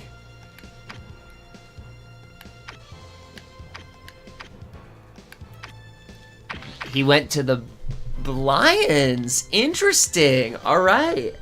So Sean Ellis switches conferences. The big prize over there.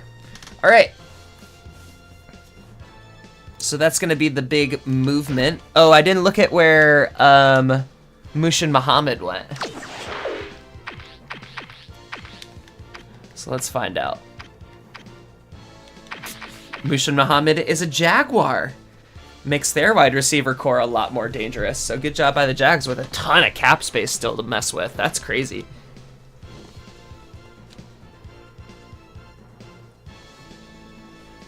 All right, so let's I want to look at my team needs again. We still have 42 guys. Out of the 4 positions that in the first round we could look at, I think tackle is probably the most immediate need. And then defensive end, we really don't need anybody. So what I'm going to do is I'm going to go to... We're going to go to the combine. What am I doing here? ESPN.com. I'm gonna look at the mock drafts. I'm gonna write down. So player progression, I don't really think we're gonna look at until the end of the preseason, because it's just there's no changes. They're all the same rating, and I think this is like part of the game. And maybe we can see, like, potentially which way they're going to be tracking.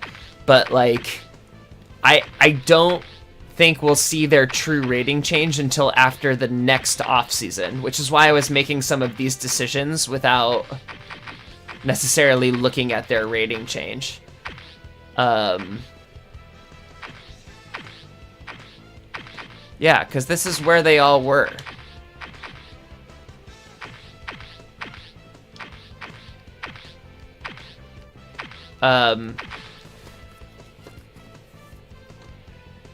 So I'll go through it at the end of the video, like after we simulate season 2 and get into the start of season 2 regular season.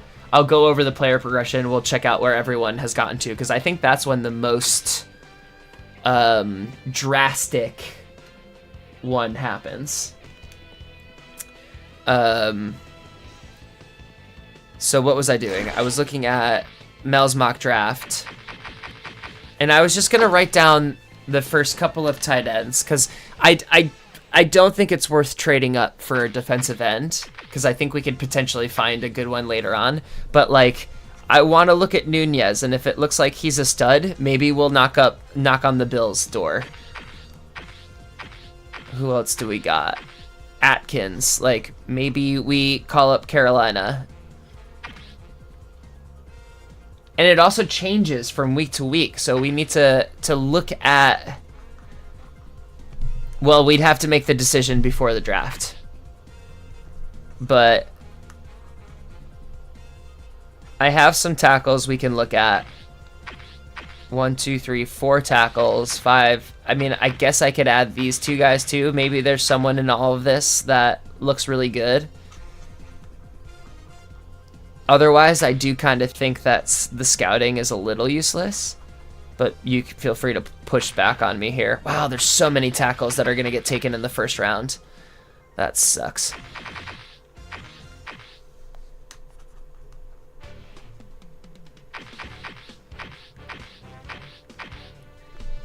So we're going to go ahead and scout all of the guys that are being touted as first round guys. I also want to look at the rookie report and see if there's anyone high on this list that's a tackle.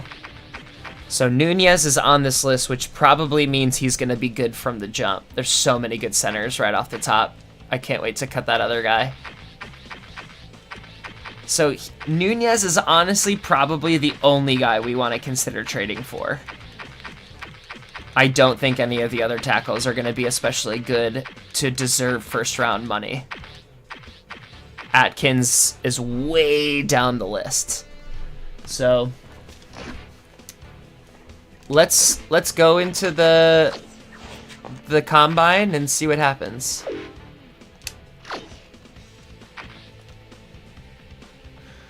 So we're going to go to tackles. And we're going to just full scout Nunez. And we're going to full scout Atkins. We'll full scout him. We'll full scout him. From there, it's a little bit of a crapshoot. I think I'm just going to throw 1 point on a bunch of guys. And in the next round, we'll look at how it came out. So Stevenson... Oh, I only have 1 hour left today. So Stevenson is going to get that 1 point. And we'll go from there. So week 1, we're just going to get these 3 guys. We'll see how they look.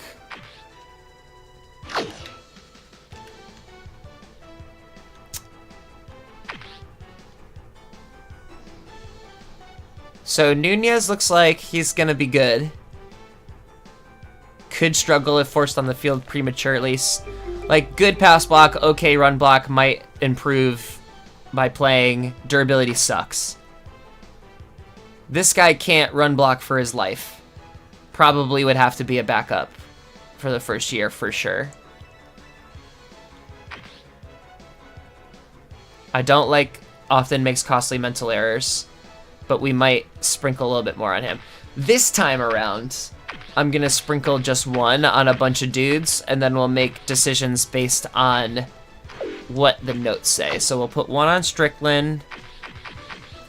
We'll put one on Parsons. We'll put one on McBride. Honestly, we could probably do this with all of them. We'll put one on Burns.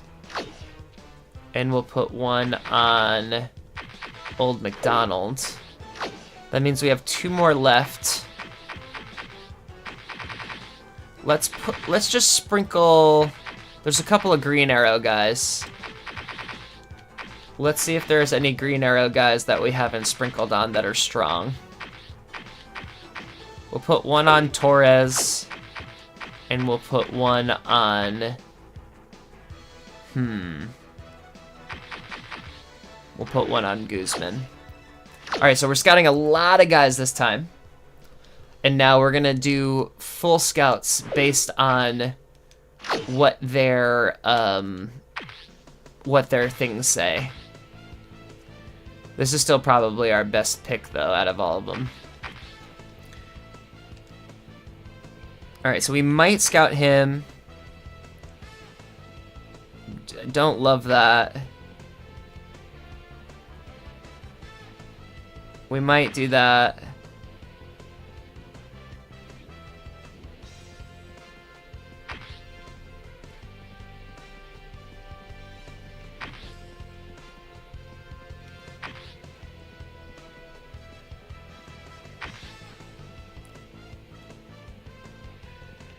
Alright, so none of them said 3 positive things, which I don't love. I think we'll sprinkle 2 on Stevenson.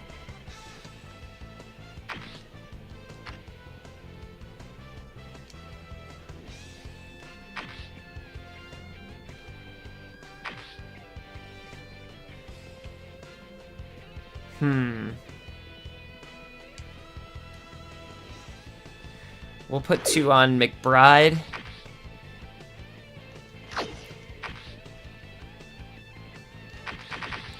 Who are the higher names on here? Strickland, Parsons.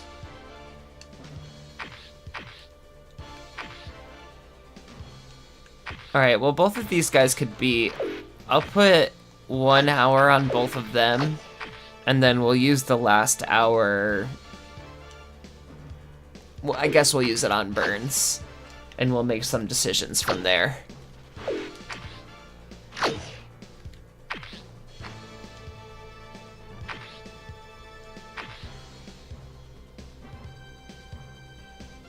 Okay, so Stevenson is someone I might consider grabbing and stashing on my bench for a year to see if his pass blocking gets better, because that's a really good run block out the gate. Same with McBride. I think I like Stevenson a little bit better. His strength's better, durability is worse, pass blocking aggressiveness is worse. Average, good, poor, average, good, poor, good, poor, average. So I think we'll probably use the 2 full scouts on Strickland and Parsons.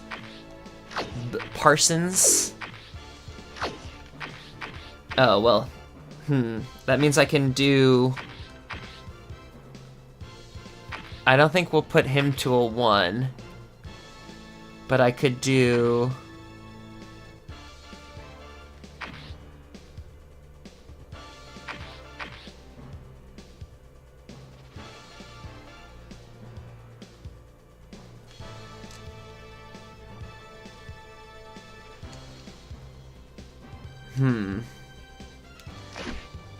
let's go back to the tackles. Let's see if there's anyone that I missed. I don't think there's a green arrow that I missed necessarily. Torres is on the upswing. Guzman is on the upswing. Let's just fill out Torres.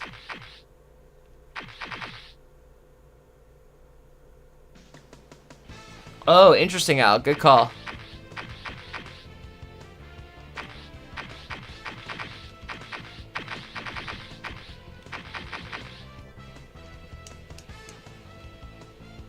I haven't scouted this Carter kid at all. Let's just go full scout on Carter because he's strong as hell.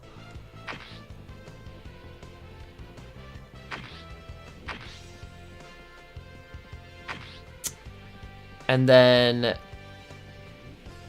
let's do... Put the point on him. Let's do the 2 on Guzman, and that way we're even. Alright, so we've full scouted a bunch of tackles. I think it's now the draft, so I need to be careful not to jump into the draft, but I do think I like... I mean, Stevenson and Strickland are kind of a toss-up, I guess. I like the better durability. Speed is comparable. Run block is pretty comparable. Aggressiveness is really close. The pass block being better at the start. Both of them are definitely backups, so we'll have to see where Stevenson and Strickland are. Maybe we could trade, but let me see if anyone has a more even blocking number all around. Like, Nunez is the best out of the gate guy, for sure. Okay.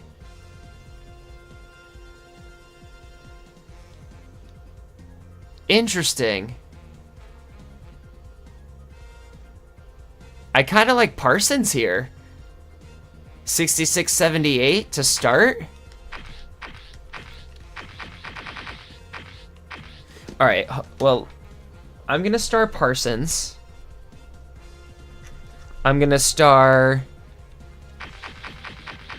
Stevenson, and I'm going to start Strickland, and I'm going to see where they currently are in the mock draft, because... Oh, I hope it didn't go away. Oh, no, it went away. Oh, no. Oh, I've made a mistake, everybody. We have to figure it out this way.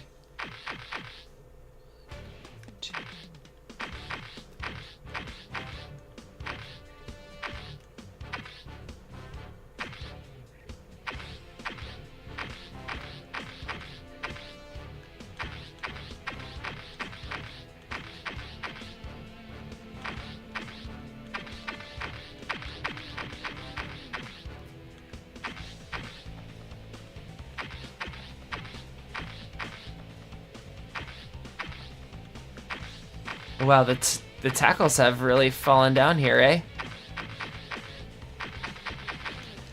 Oh, Mel's mock draft went away, so... Shoot.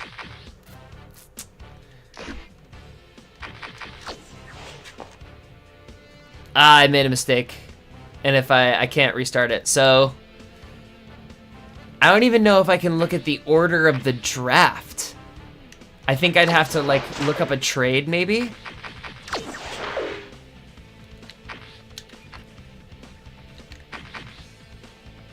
Yeah, so we'd have to make an educated guess, and we wouldn't even necessarily know where we were picking to.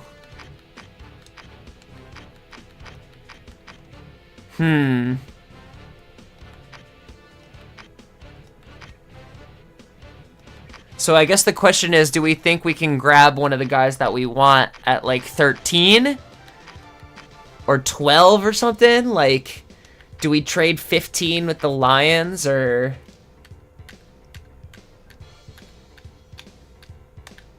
No, we didn't accidentally skip the draft. We just, It's just what it does here. It's just my bad. It replaces Mel's mock draft, so Mel's mock draft is gone now, I think. so I can't look up where guys are theoretically going to go now. So basically, I mean, that's why I was looking through the rookie report, because I was trying to count how many, like, Carolina. I did say Carolina. Maybe we try Carolina. Let's look at them.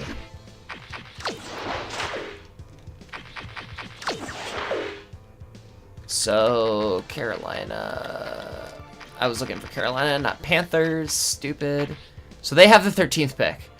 So if we wanted to grab the 13th pick, could we trade, what, second and third? They don't. Second and two-thirds? Second and two seconds would mortgage the hell out of our future. The most valuable picks are in the second round. I would rather not do this, frankly.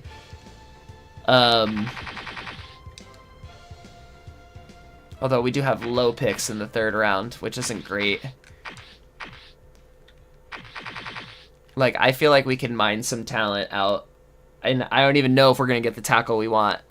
And we'd be spending first round money on him, which we don't have a ton of that right now. So I am personally going to say that I think we should skip the first round. But if that offends anyone's day, and they can make a case for why they think this is a good trade. Now, mind you, this is 2 second rounders, one this year, one next year, and a third rounder from this year, just to get a tackle that we don't even know who we're gonna get. So I'm gonna pause and let my chat chime in. I don't think it's worth trading with Buffalo. Buffalo is the 6th overall pick, and I don't want to help my rival out, even though they have a high draft pick.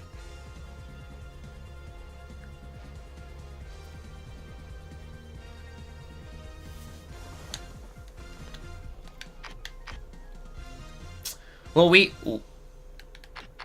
oh yeah, I guess we're round 2, 24th, so I'd have to look for, like, the Raiders pick, maybe? Now, the Raiders really want that deal, so hold on a second. Maybe I can get one of my...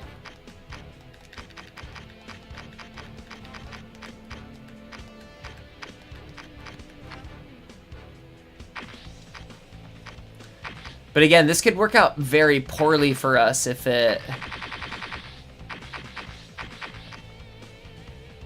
So close. Could I just give up 3 third rounders, maybe?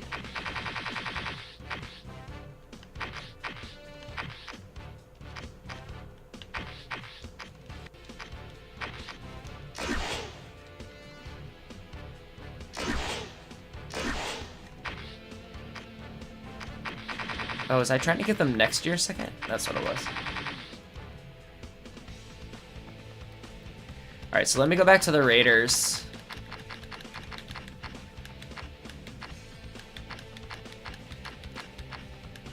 Who has pick 22?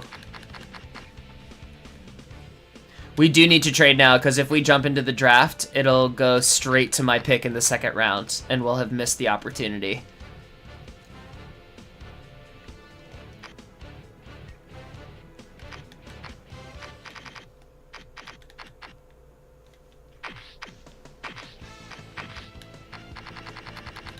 I guess the Raiders are willing to give up their pick. It's funny how it's different per team.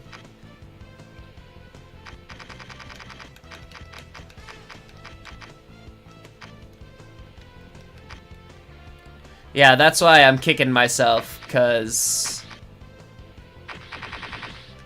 So I can't just give up all my thirds. There has to be a second in there. My gut says we don't do it. And so we're not going to do it. Because there's no one there definitively that we want. And...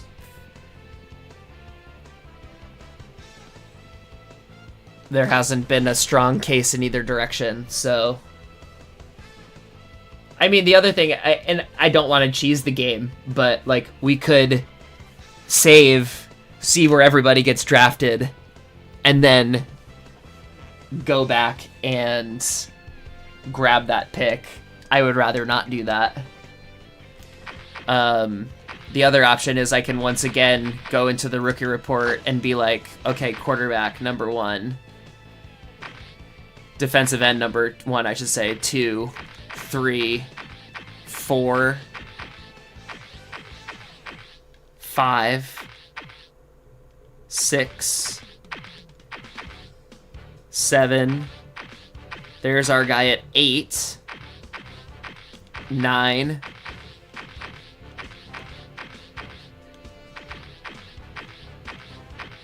I feel like there were way more at this point. 10, 11.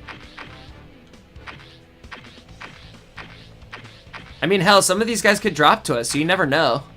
13.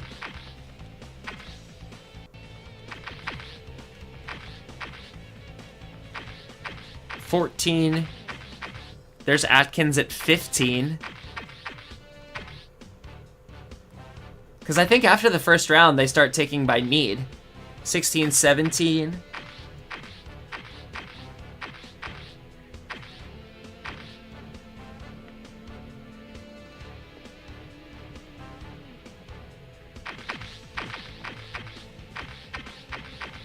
All right, let's just do it. Now I remember for next time.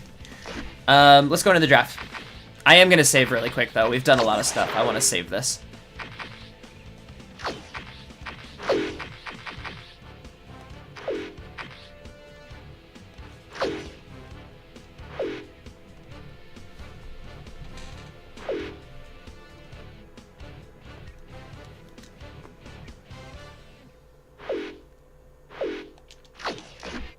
All right, let's do this draft. My number 1 priority right now is ideally a starting strong safety. Let's see if the they agree. And also fingers crossed that we don't fucking freeze. All right now. All of our tackles are gone. Oh, not all of them. None of the ones that we want. That's too bad. Where did Stevenson go? Texans and Browns. Too bad. All right, let's see what they say. They want me to take Munoz. So Dixon and Hopkins are options. Let's look at, what I like to do is I like to look at what they tell me, but then I also like to look at the rookie report. There's Dixon. There's Hopkins. But if you look right here, Mathis is, I think, who I want to take. And I want to risk a center being there in the 3rd round. Because I think this Mathis guy is going to be really good.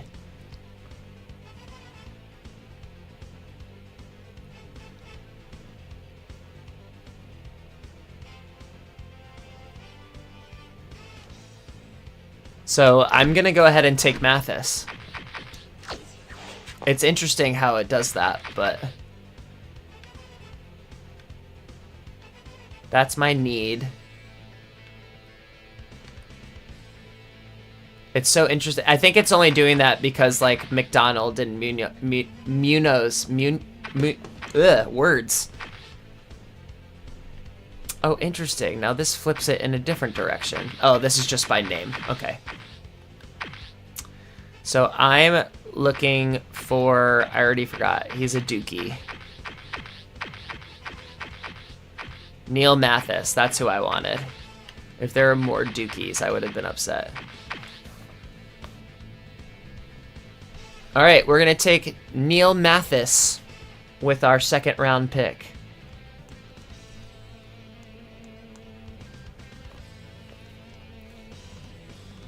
Let's do it. Let's hope some centers are still there. I think we're going to go outside linebacker, probably.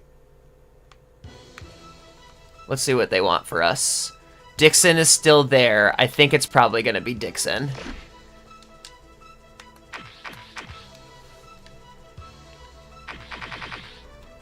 Dixon's still there. Jacobs is still there. I guess we probably would have had strong safeties to choose from. We'll have to hope that Webb... maybe we'll grab Webb with our next pick.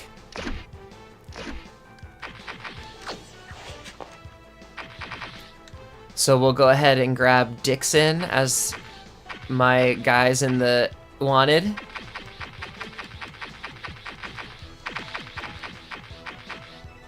Rufus Dixon, 6'4", 319 out of South Dakota State. That's a big boy, baby. Let's grab him. Welcome to... Oh no, don't complete draft. What? Holy crap, that was scary. Huh!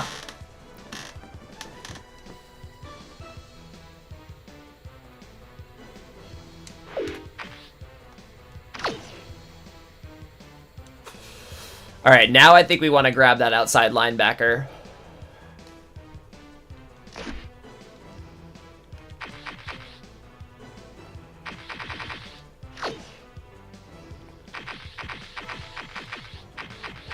Yeah, Matt Webb. I don't think he's going to be there in the 4th round. Let's just go ahead and snag this guy. So honestly, let me actually... We got the strong safety. We got the center. I do think I want to grab the outside linebacker right now. He's pretty fast, too. 4.5 for an outside linebacker.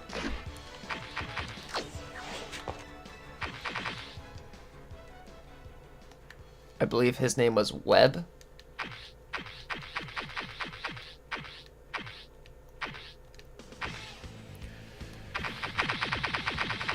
Yep, M. Webb right here. I believe he's one of the faster ones. Out of Idaho. Probably going to end up starting for us, most likely. Oh my god, why is it doing that? I almost did it again. Holy crap. I need to stop hitting start.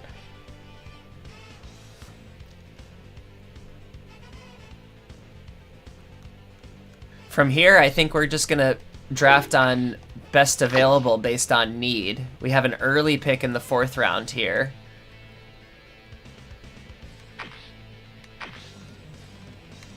There's some interesting suggestions. Let's see what the rookie report says.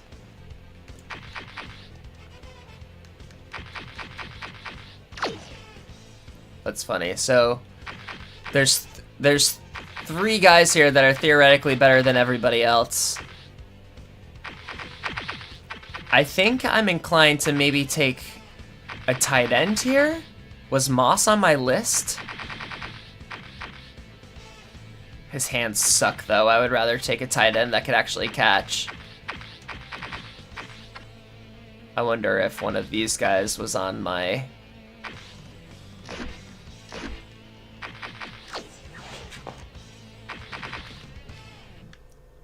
Was there any of our scouted guys still hanging around?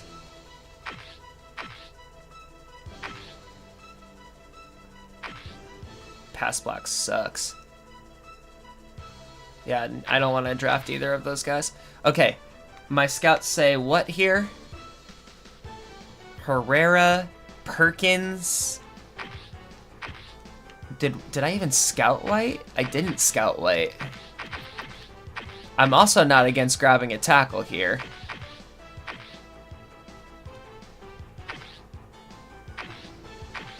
Although I don't know.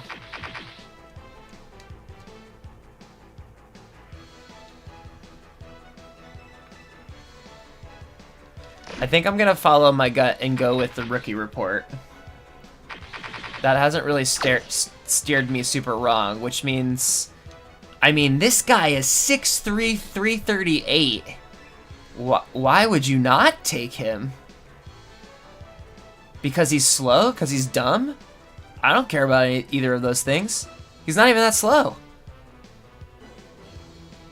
Oh, I'm taking Omar Perkins here. Let's grab our backup defensive tackle. Plus his name is Omar goddamn Perkins.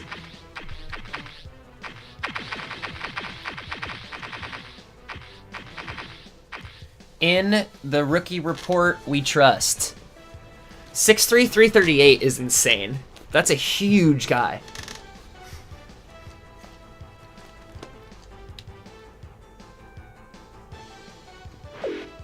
Let's get him. All right, so defensive tackle we can check off.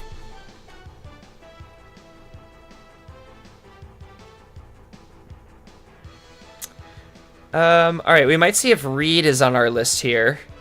Otherwise, let's look at the rookie report again.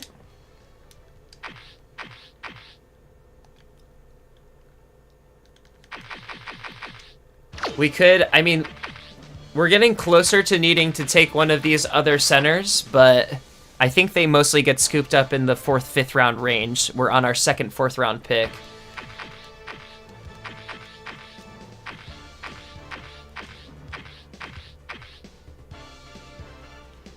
So maybe O'Brien potentially in the free safety spot might be our best option.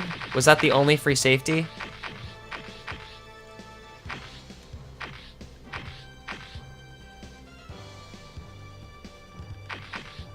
Or we could just... No, I think we can wait one more round before we start taking the centers. Which means the next position that we have need for is either tight end or this free safety right here.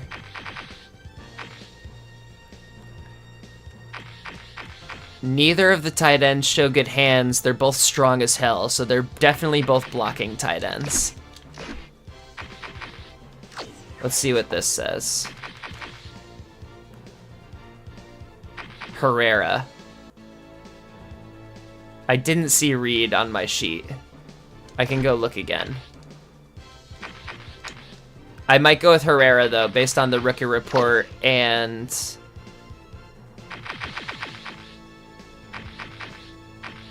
Oh, he's not even on here. Oh, what the F? Well, then in that case, I think I'm going to go with O'Brien.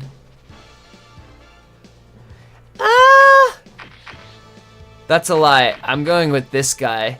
Are we going to draft 2 guys out of Duke? That's kind of crazy. Oh, there's Pablo Reed. Okay, so Pablo Reed was on my list. Out of Army. 6'2", decently fast, pretty smart.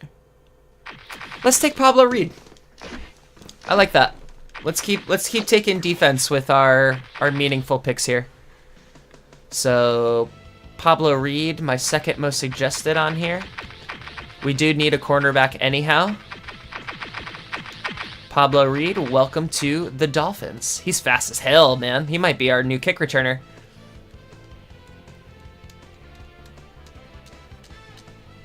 Gonna do a little synergy with the scouts that time. All right. Let's see. Let's see where the centers are. If the centers are suddenly starting to disappear, then we're gonna go grab a center. I can't tell if the centers are starting to disappear.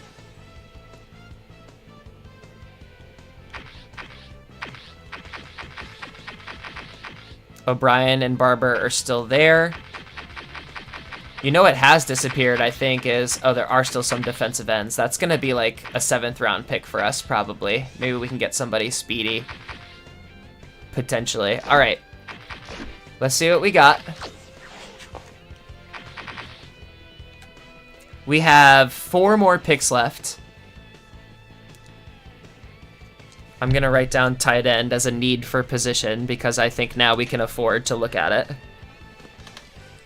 Although we could use one of the other picks on another center.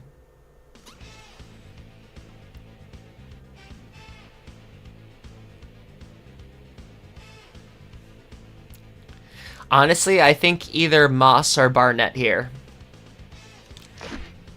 Oops. Let's look at... Let's go back to the rookie report. Let's go to tackles. Let's go to Barnett. 6'4", 304. That's nice. Doesn't bench as much, but whatever. He's a little bit faster. He's a little bit quicker on the shuttle. I could be open to taking Levi Barnett.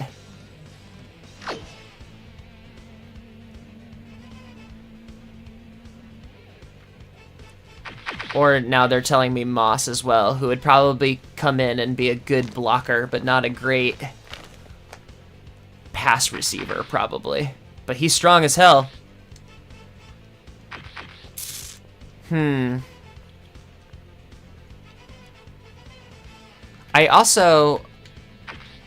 don't think did I cut my free safety position?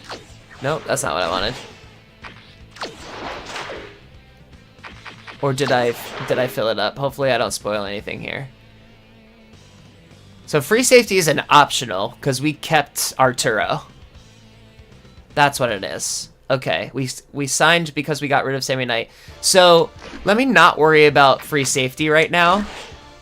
And I think I'm gonna take...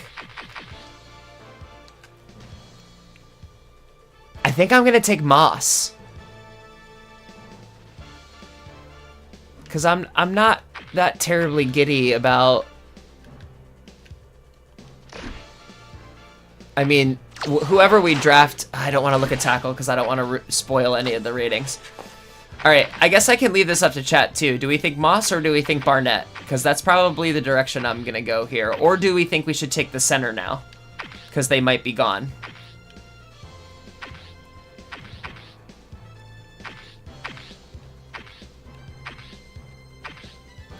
We got the defensive tackle.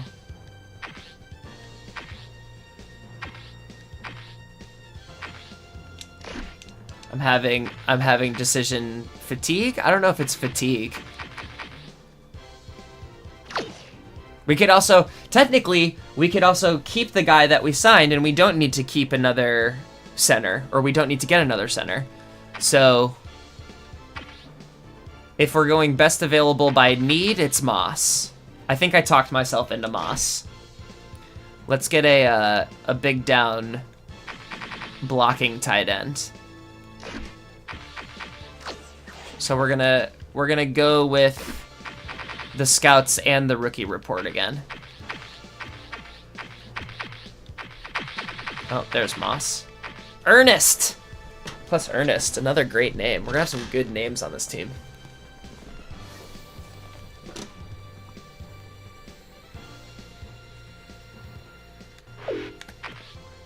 No!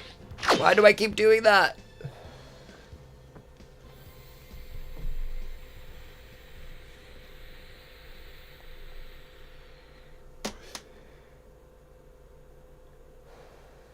What is BPA?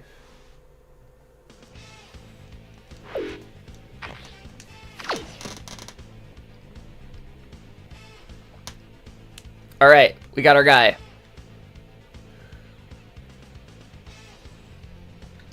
All right, we're gonna once again look at best available by position. We grabbed the tight end there.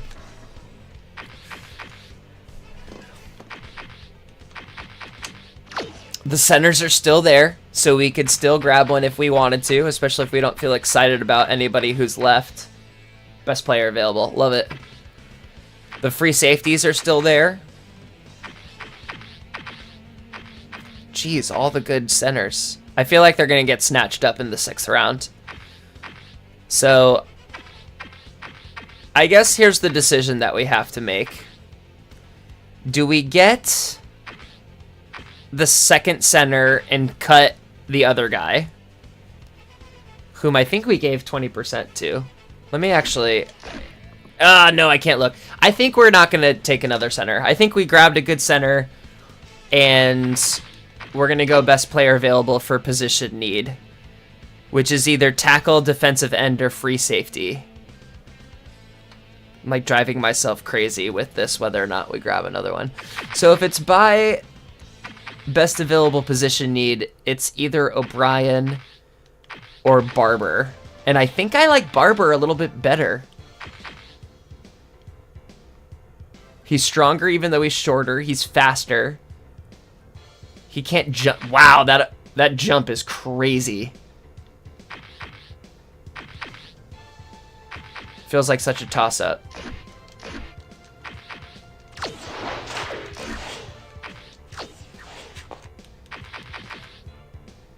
What is this telling me?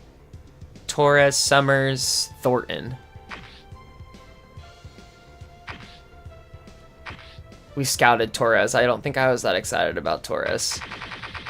They're still both on the board, which is super funny. Gets good movement at point of attack. Football instincts are somewhat lacking. Will occasionally allow the sack. Huh. Maybe we do take a ticket on Torres. I mean, getting a first-round guy all the way here. He's the strongest left of the bunch. He allowed the least amount of sacks. Maybe we take Torres here.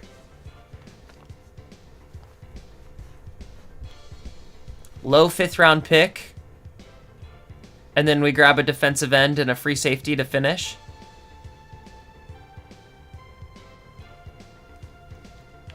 Who was the other guy that they were saying that was the defensive end? Thornton?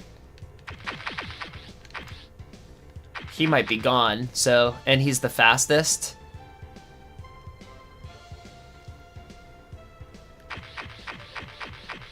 .61, 303 for a defensive end is kind of insane. You know what? Let's double up on North Carolina State. Let's take this defensive end. I like the idea of grabbing a couple of first round glitch guys. Who did you say that's a good call to? With the tackle or the defensive end? Sorry, I wasn't looking. I think I'm now leaning towards grabbing the defensive end here. I feel like everyone's going to be gone, so I have to decide between one or the other. So I got to decide between Torres and Thornton here.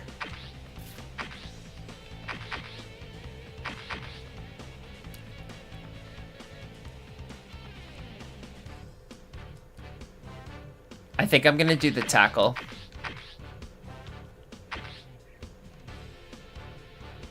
Grady Torres.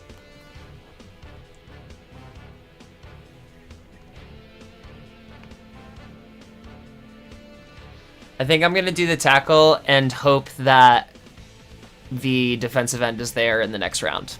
So that's what we're going to do. Grady Torres. Welcome to the Dolphins. Let's see. Let's see.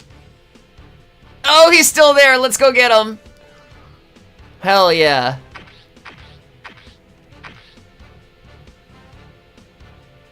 What about the free safeties? Are there still hella free safeties? We might get the free safety that we want in the 7th round.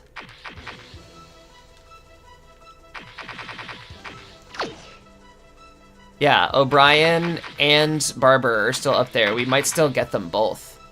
Let's look at it. I'm gonna take Thornton here.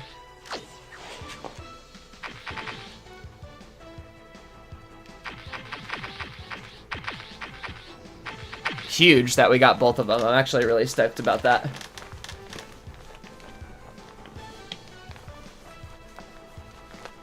Oh, it worked out in our favor for sure. Well, let's see. Maybe they're both like terrible, but we'll take Terrell Thornton. And then with the 7th pick, now it's telling me to get a bunch of guys that aren't free safeties, but I do want to, I guess I can just look and see if they're there and we can decide between who's left. So it looks like I think both of them went. But let me look at who's left in the rookie report.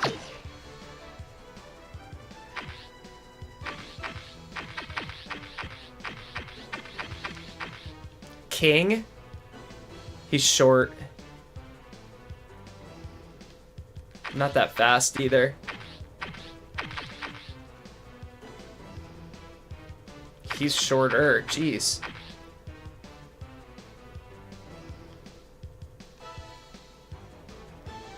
Lonnie Hamre. That's funny. Alright, so Lonnie Hamre is the first one that I liked out of all of these. Let me see what this said again. We could just grab this center. Or we could snag a quarterback to stash on our bench. Ooh, I don't think I grabbed another wide receiver. Is there just a random wide receiver with good hands? Oh, well.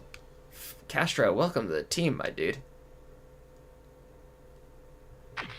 It blows my mind that they would want me to draft a guy with 2 hands when I can get a 6'2". Hold up. He's faster, he's stronger, and he has 4 hands, and he's 6'5". Like, what are we doing here? What are we doing here? Honestly, I will give up. Well, no, he's actually, the 15 bench probably means he's as strong as paper. I can't believe I didn't think to look at this. I think I want Shannon Yates, man. He jumps a little bit higher, his shuttle's faster, he's a little bit slower, but not too bad. He's got 4 for hands.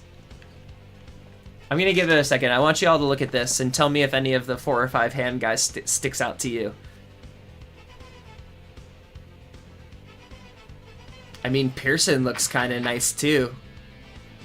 He's only 5'10" though. I like these tall boys. I really like Yates. He's a little bit bigger.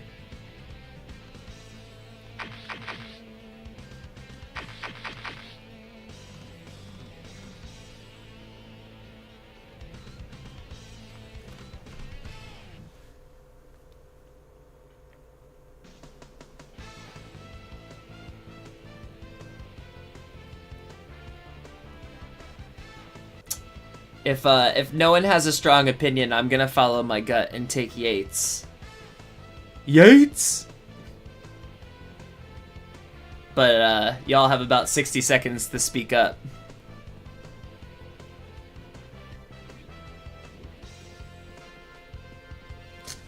Alright, Al says it, so it's happening. Yeah, I'm with Yates too. I like this. Little steal in the 7th round. Alright, let's sign some draft picks, baby!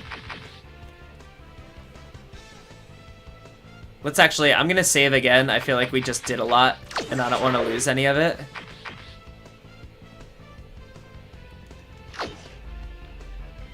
And this is where we're gonna have the opportunity to maybe cut some guys in favor of some fresh faces.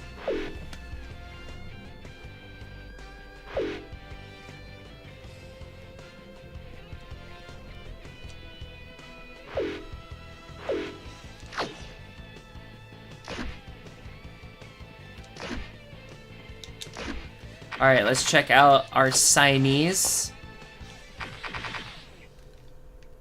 Let's see.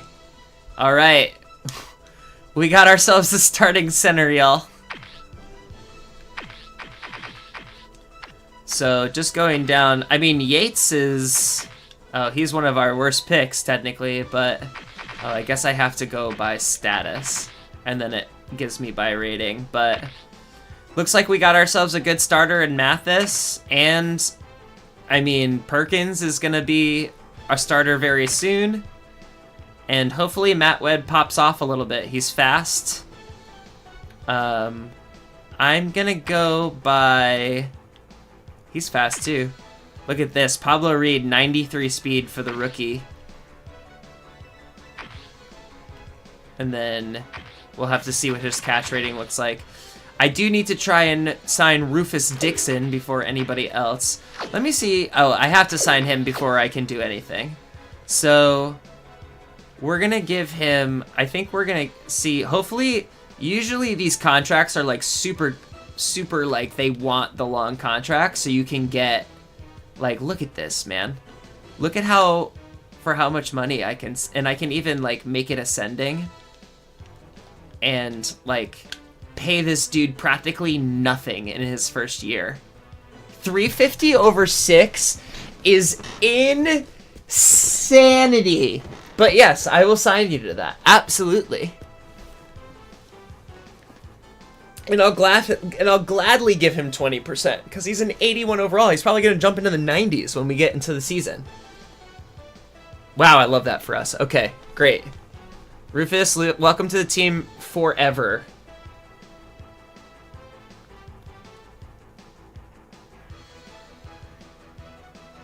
6 for this feels like robbery. Like, even in his 6th year, it's gonna feel like robbery, unless he drops off of a cliff. Whatever, I'll rob him. Oh, he declines it. Of course, of course, of course, of course. What if I give you, like, way more? What if we go 3.6 over 6? You like that a little bit better? Because I swear to God, I'll start taking away your guarantees. That actually gives me a little bit more in bonus. I wonder if he would take this. Oh, yeah! Even better! Ooh. Oh my God, what an insane signing. All right. Well, let's now get Neil Mathis, because he's going to be really good. And I am once again going to also sign him for the long haul, because they get super interested in getting paid like that. And we'll also go ascending. We'll go up to like 3 mil with 10%. He's gonna take this. God bless rookies in this game. They didn't know any better.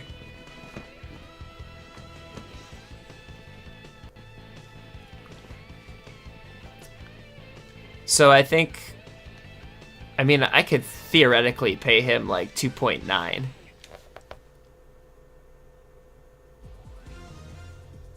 I don't know why I wouldn't do that. Maybe because he's gonna decline it.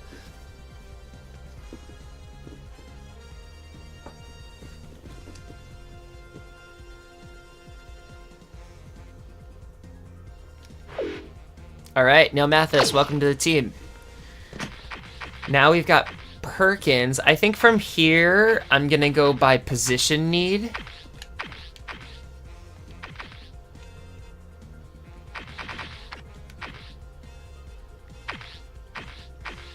At least his run block is serviceable.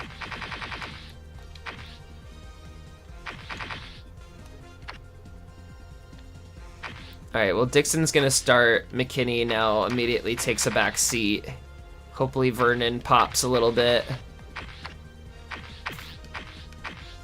Rough.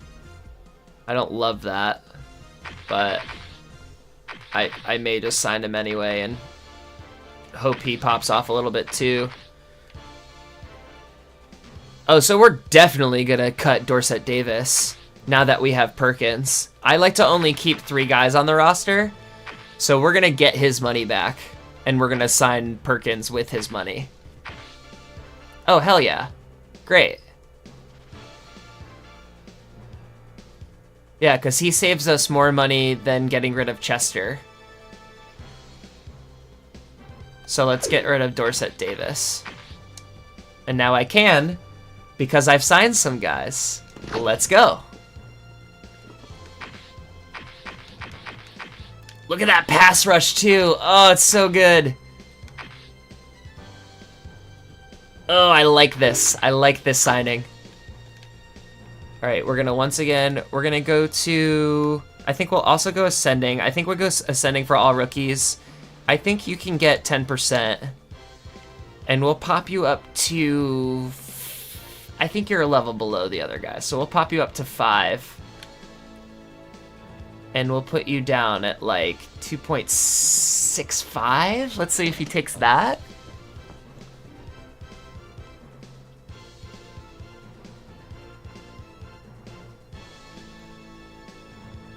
I think that's gonna be pretty good.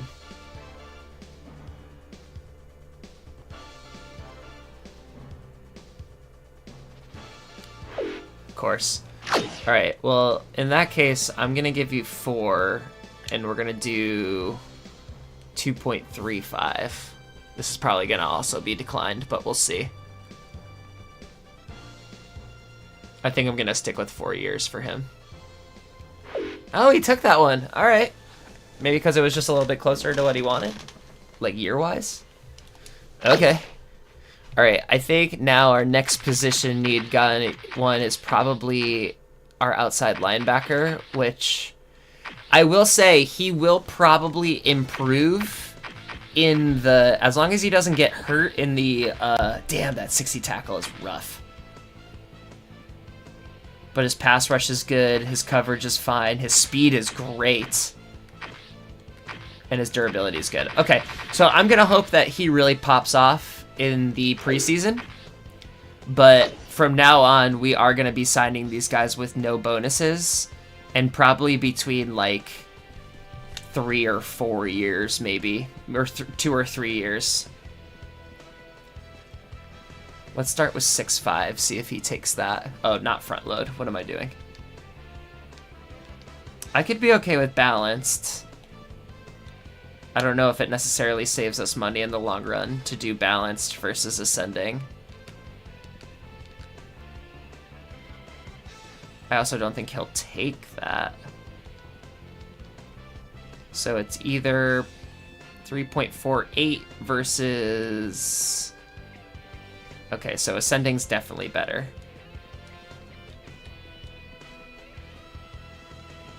Let's try that. Actually, let's give him 4 years. If we think he's going to be a starter,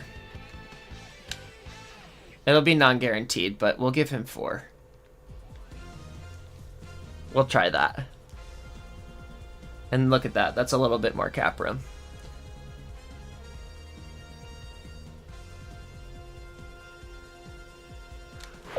Oh, you didn't want it? We can give you a... We'll go. I'll do 1.99 because I'm petty. That's what you're gonna get. So many of these guys declining their first offer. So business savvy.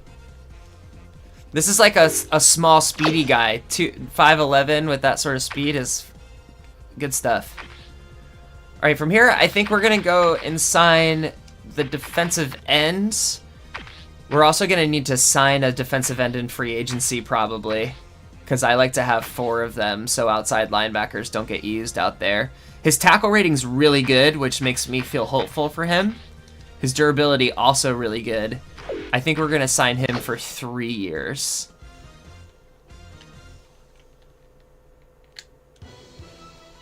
Maybe give him, like... We'll start with 950. Oh wait, again, descending. I want ascending, you projects. And you get the potential for more money. Let's go with, see if he takes 9.9. He probably won't, but there's no harm in trying.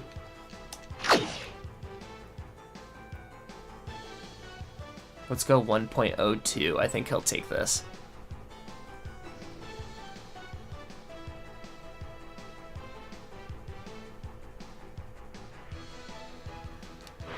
No way, man. Alright, I'll go there and that's it. I have to sign this dude. I mean, it's like mountains and molehills, right? How much am I really haggling over?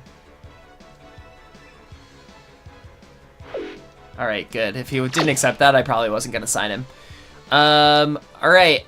I think we definitely... I mean, we definitely want to sign the rest of these guys. I don't know why I'm dicking around so much with it.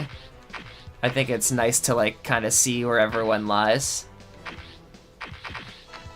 He's probably going to get a little bit of playing time, too. He's, like, immediately better than Asante Samuel. And now, I mean, I don't even know if I'm going to have Shote returning kicks anymore. That's crazy. So I actually may end up cutting Asante Samuel because Pablo Reed's about to get... Honestly, you want 5 years? I'll fucking give you 5 years, my dude. It's just going to be ascending. And we're going to see if you're going to earn over $1 million by the time you're done with us or if you're going to get cut. Yeah, I'm super okay with this. Let's see if he signs it outright. So we may cut one of our redundant cornerbacks, especially with Pablo Reed here. Because really having more than 5 is maybe a little bit more than overkill. But we'll see. Ugh, of course he declines it. These guys.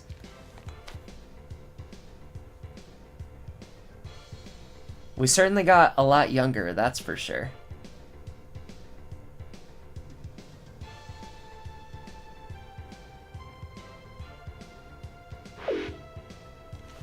Alright. I think I want to grab Yates next. Yate! I'm going to be saying that a lot for him. What's his catch rating? It's only a 79? That's surprising. It's still, he's now our 4th best pass receiver. So, got that going for him. He also wants 5 years. How about no on the guaranteed money and you like it?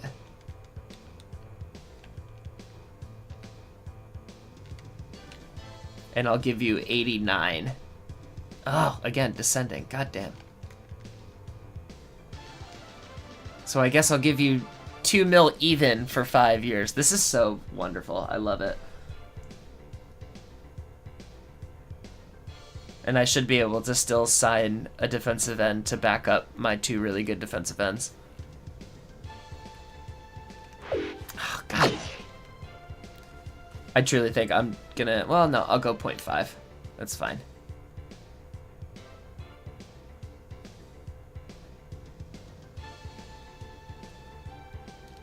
Shannon, welcome. All right. 2 more guys to sign. We probably can sign them. We'll see what they want. I'll bring you on for 3 since it seems to... Oh, yeah.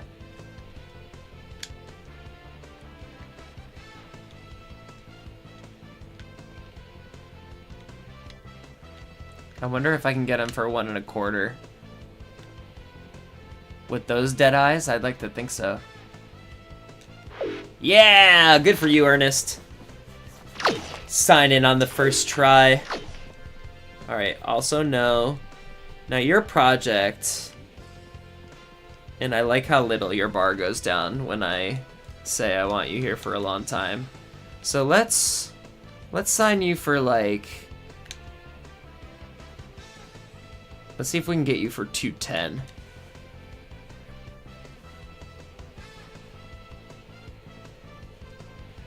You should be grateful for a 47 overall. I can't believe I'm even signing you.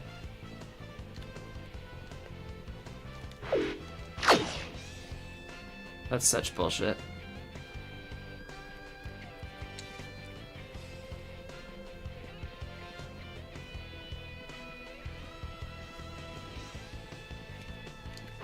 Oh my god, I'm literally about to cut him if he doesn't take this.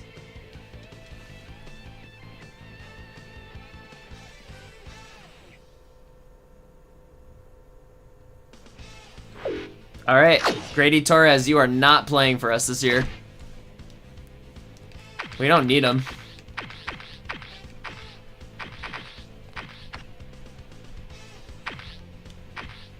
We'll just rock with Pape as the backup, I guess. They're both brutally awful, but...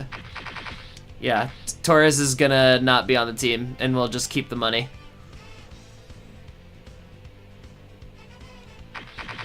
I don't know. Damn.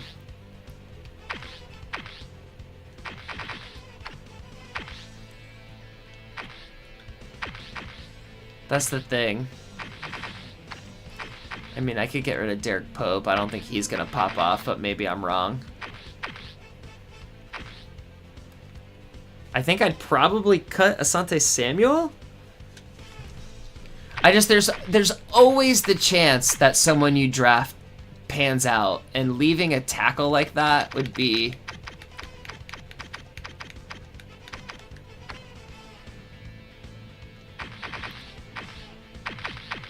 Who the hell is this?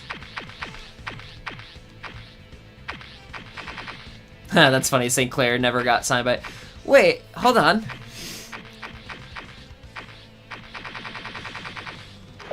Do you want a team, bro?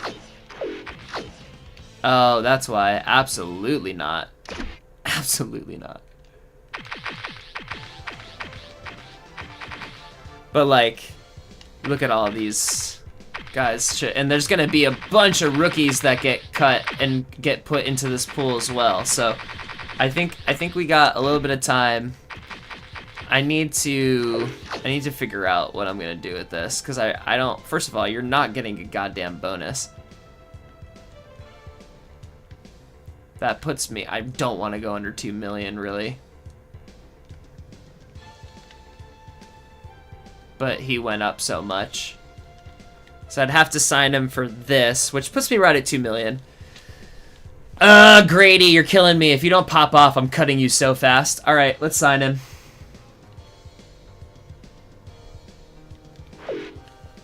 Fine. All right, we got 50 guys on the roster. We can go into the preseason. We can set our depth chart. And we can start the season, man. I don't think there's anything that I missed. We signed all of our guys. Release all the unsigned rookies. We got a bye week in week number 1. I'll let this hang out here for a second so we capture it. Not like it matters that much. We are going to do the GameCast for all of these. I'll keep an eye on the trading block, but I'm not... Again, my cap situation is so inflexible right now that I don't feel great about making trades. I'm currently trying to make the team that I have work because just this cap situation was kind of a nightmare. So we've got Palmer and Fiedler, we've got Ricky and Travis, we've got Rob and Sammy. Wow, Yates is probably gonna be 4th team. I personally like to play guys by how good they are at catching the ball. I think we'll let Yates take some snaps at the 2nd overall position and just kind of let that roll as is, and we'll just flip Snoop in just in case. Again, I think I'm gonna let Moss run 2nd team so he gets some play. I'm gonna let Torres run 2nd team there. Carey, Whitley, had not good. Let's put Dixon in at the 1st team. Wait a second. Reuben Brown goes there. Had not can go there.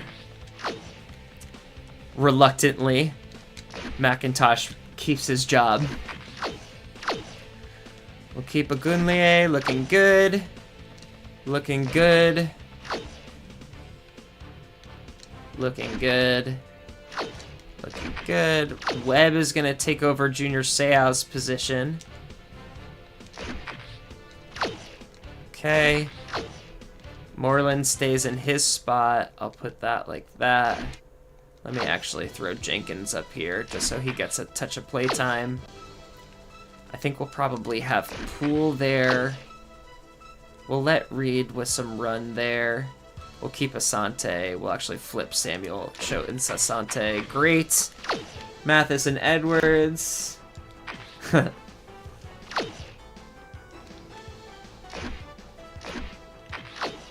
Jason, when you watch this back, I just want to say I'm sorry in advance about the Super Bowl results. Oh, actually, you're not an Eagles fan. You're a 49ers fan. Never mind. You're welcome in advance for the Super Bowl results. All right, we're going to make Pablo the kick returner, and we'll have Choate be the secondary kick returner, which I think he now is. So good. That's our best speed up there. And then we're going to end up making... I think we're going to make Pablo the punt returner, too. We'll try him out there. 93 speed, 88 agility, I think easily makes him the fastest.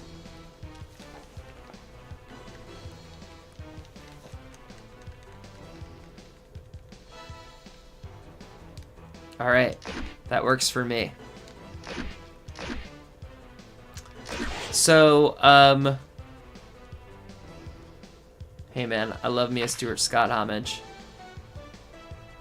Yeah, we can go through, I don't know if there's anything else. I guess we can, I don't really need to do zoom-ins on the big free agent signings, potentially. I didn't see any other retirements, I don't think. You know who I didn't see as a retirement was, oh, well, now they're all gone. I didn't see Brett Favre as a retirement. So, We'll see if he miraculously disappears from the game or not again. But yeah, I think we can just simulate up to our first game and do our first bye week, unless there's... We can look back at our franchise status. I think we have the same goal, which is to win the division. The RNG to improve the team's offensive rushing is hilarious, but Al, I think I'm with you. I want to try and go for 2,000 yards for Ricky, especially if he's gonna pop off. We'll go through our roster in full at the end of the preseason after we simulate everything. I don't think anyone has anything on the trade block yet. No. I think the last thing that we can look at, and potentially the last thing we need, or the last thing that I would like, is I would like to sign one more defensive end. Because I like having 4 defensive ends. Because usually these guys blow wind pretty hard, and Thornton is only a 56. So I want to look at a potentially serviceable defensive end that we could sign before we start simulating games.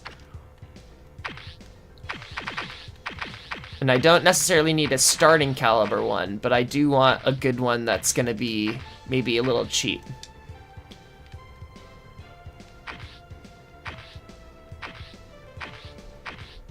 Is Dominic a power back, or is he a finesse back? So, like, I kind of like Udezi. Good tackle. Good pass rush. 78 overall. What does he want money-wise?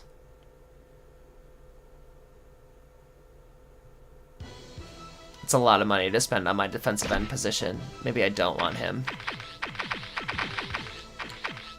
Let's look further down the line. Let's go by durability. I like doing it by durability. So yeah, you just gotta spam the, not necessarily spam, but the triangle, the truck stick, and stiff arms are gonna be absolutely your best friend. Alright, so I want decent pass rush, decent tackle with good durability.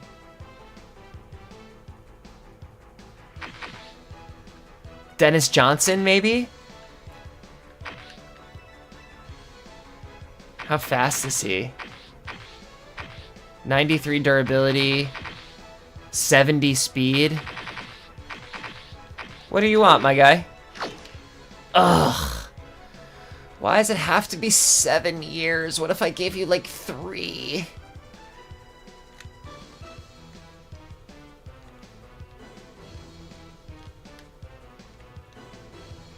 That's just not worth it.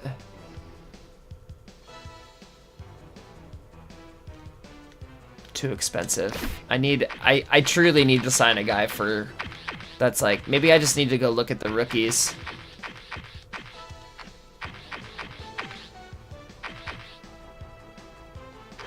What does he want?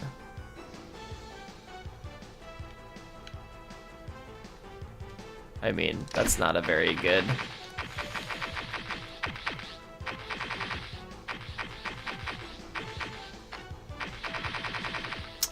Ooh, I actually really like Isaac Hilton. We have him in the Lions franchise, and he's fast.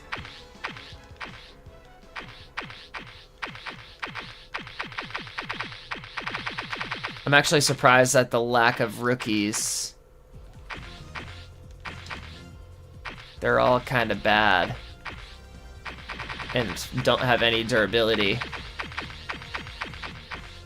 Let me look at Isaac here. I thought I saw him. 73 pass rush, good tackle, and he's fast as hell. He's at 89 speed, which is insane. And he wants less than $1 million. That's what I'm talking about, dude. Honestly?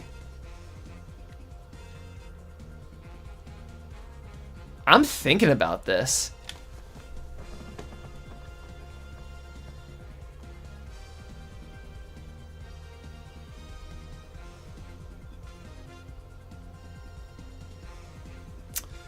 I'm kind of okay with this contract.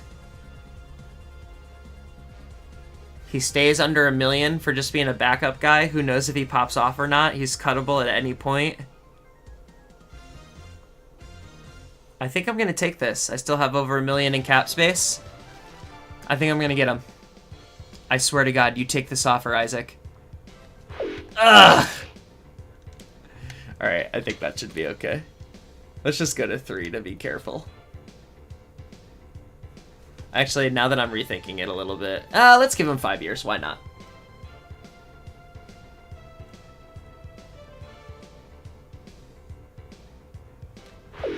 All right, Isaac Hilton has accepted your offer. We grab him. I like Isaac Hilton. All right, so let's get him into the game plan. I'm gonna throw him on. I'm gonna throw him on Jason Taylor's side. I want the speed on the weak side. I like that. Okay. So now we're gonna jump into simulating. Let's simulate the bye week. We don't need to worry about what happens in the league. I'll quickly look at, sometimes random free agents will just show up, so I am gonna check contracts every week, and if someone crazy shows up, we might go through some drastic measures. We'll also check the trading block. Look at all of these. Where were these defensive ends like a minute ago? Wow, a bunch of defensive ends got cut. Oh my God, I totally would have taken Derek Burgess or McBride or something. Oh, wow, that's so funny. Michael Haynes? Oh, I love Michael Haynes. That's fine. It's fine. Everything's fine. Everything's fine. I'm fine. Did I mention that I'm fine? Look at how many defensive ends are here now. That's insane. Okay, whatever. Let's go do our first game. We'll look at the trade block as well.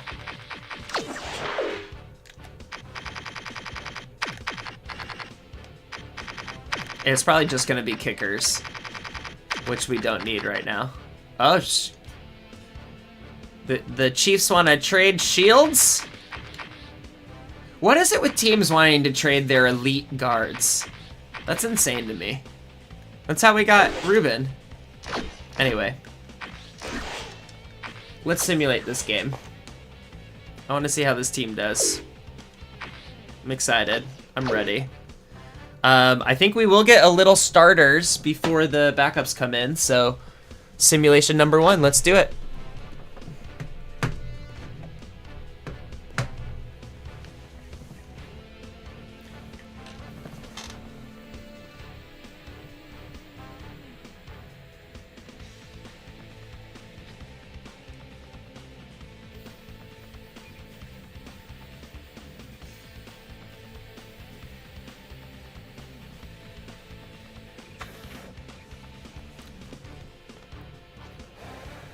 Looks like we've gotten a couple of sacks already. Carson's not playing very well. Oh, Brian Westbrook's? Oh, I forgot. They traded for Brian Westbrook.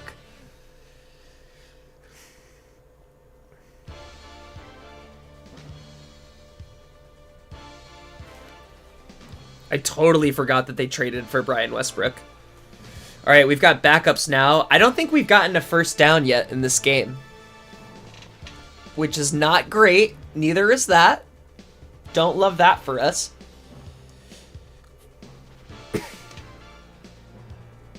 Still haven't gotten... Oh, we got a first down because of a penalty. Here comes some momentum.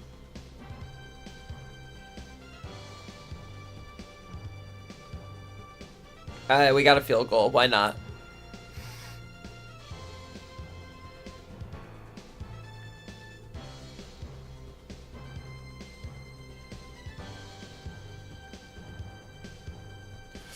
Yates Moss getting a catch.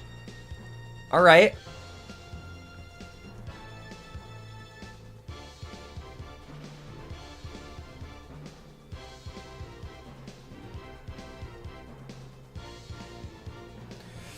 Man, Fiedler can't find anyone right now.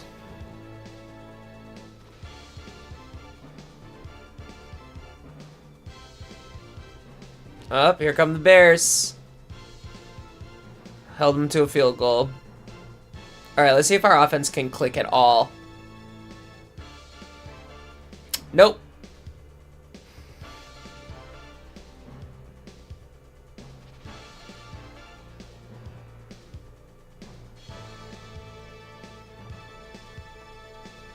Somebody got hurt. That's not great. Hopefully it wasn't Travis. We run the ball a lot as Fiedler misses 2 more passes. All right, do something.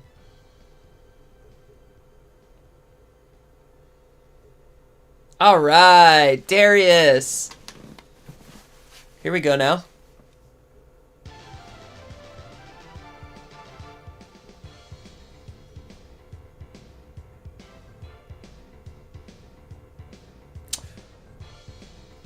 Oh, all right.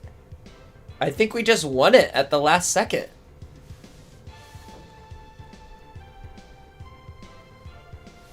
Very cool. We'll have to look at what happened in the 4th quarter there.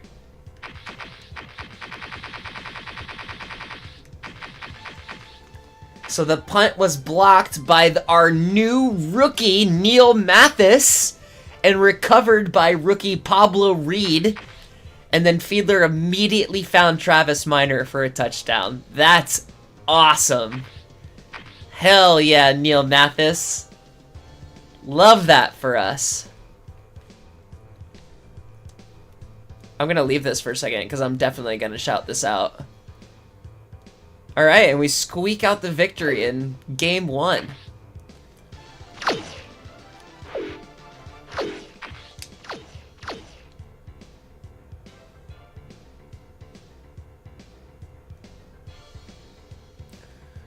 So we'll let that hang out here for a second. Make sure we capture the footage. This has been a marathon, folks. Thanks for hanging out. All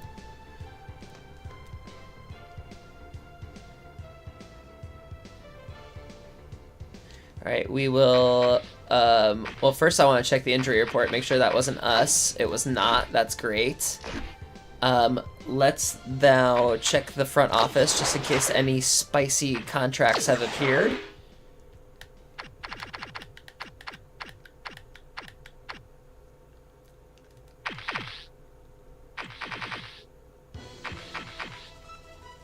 We need help at tackle. I don't know if we need help that badly at tackle. I mean, these guys are the same. And I bet he's... well, maybe not the same, but...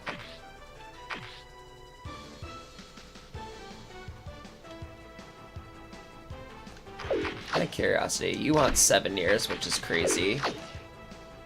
Oh, this guy is just selling his services right now. All right. We'll look later. I think we just jump right into it, potentially. Oh, I should also check and see if any teams have made a trade. Oh, who's up for sale here? Hutchinson's up for sale. A typical Season 2 move. Demulling. They signed Demulling, and they're already trying to trade. That's interesting. All right, so a bunch of guards on the block right now. I don't believe any trades have happened. Nope. So let's just jump into week 3.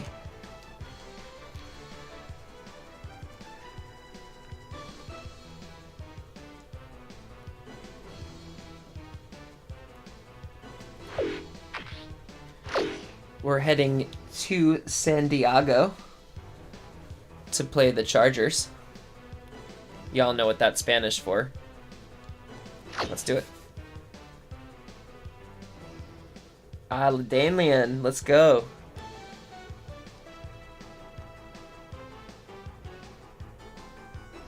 Uh-oh, I hope that wasn't Ladanian that got hurt. We would not like that.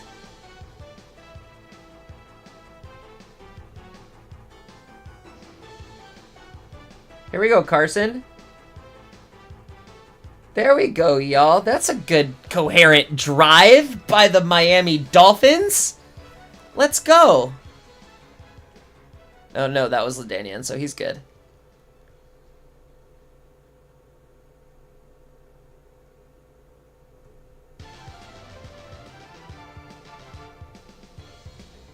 All right, not a bad quarter, other than getting sacked and having to punt it away. I feel like LaDainian's going to bust one out on us very soon. Wow, I can't believe they took a throw there.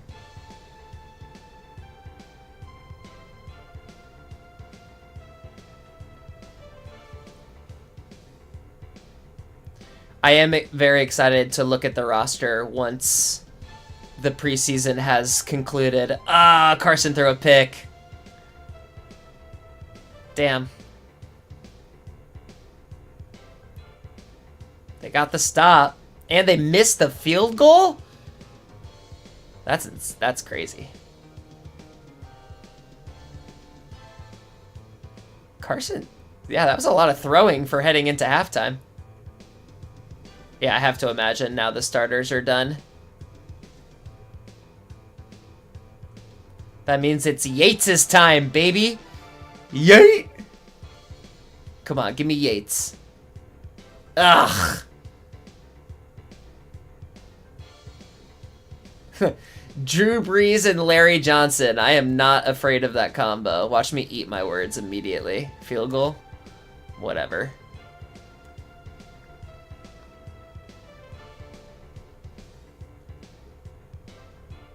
Guys, come on.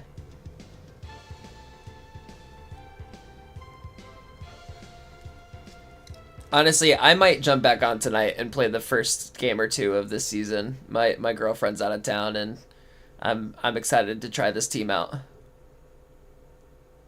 We shall see. If not, maybe tomorrow morning. I have been sitting here for 3 hours. It is time to move for sure.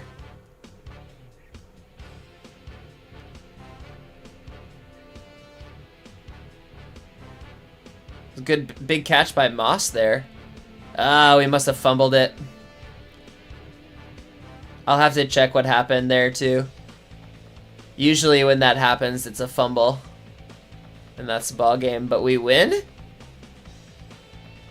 That's interesting. I'm gonna have to look at this.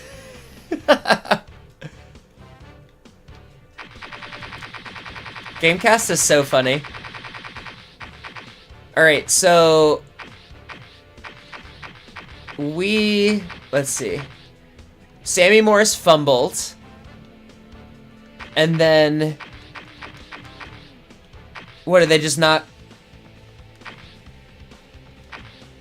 And then they just didn't complete on 4th down. So then they turned the ball over on downs, going for, I guess they weren't in range of a field goal. Wow. Crazy game. Very interessante.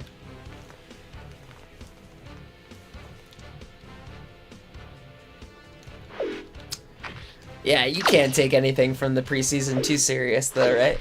Winning 7-6 on the road.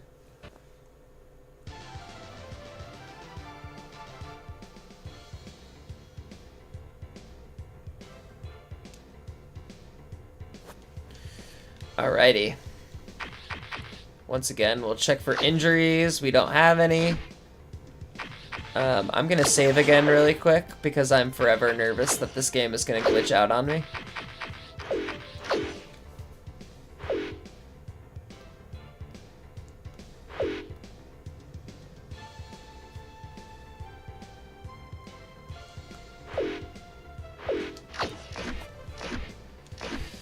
Okay, let's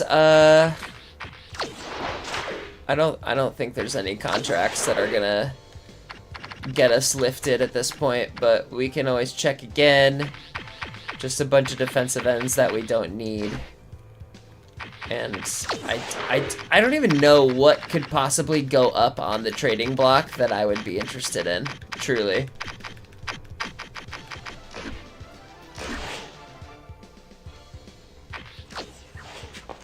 I agree, Al. We have learned our lessons. Oops, I didn't mean to do that. Good thing it won't immediately put me into playing. It will be nice to see what our overall is really quick.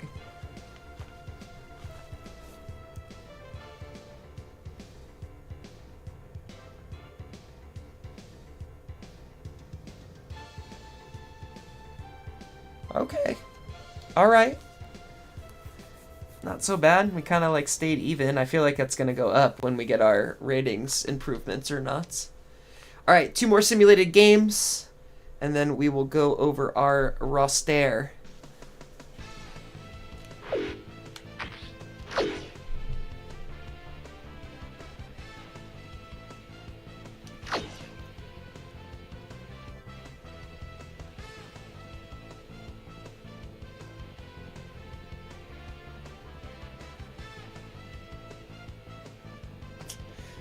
Bengals are good. It is funny that we're seeing the Bengals since, like, AJ Feely's gonna play in this game. And Carson's getting to play against his old team. He immediately throws 2 incompletions and gets sacked. I do think that that tackle spot is gonna potentially come back and really haunt me. Alright, well, so far it's all Cincinnati. Specifically, all Rudy Johnson. He's running all over us. Although we stopped him right at the goal line. Yeah, come on, Carson. Do something here, bud.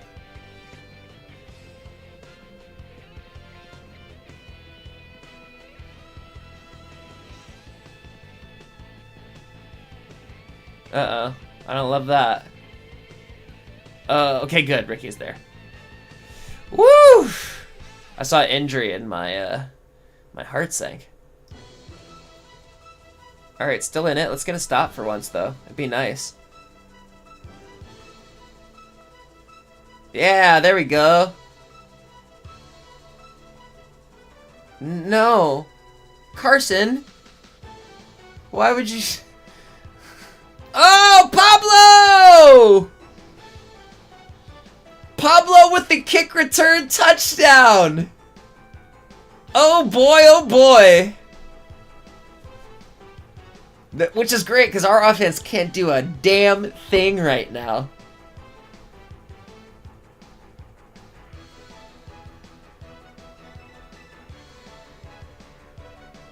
It feels like our defense can't do anything either.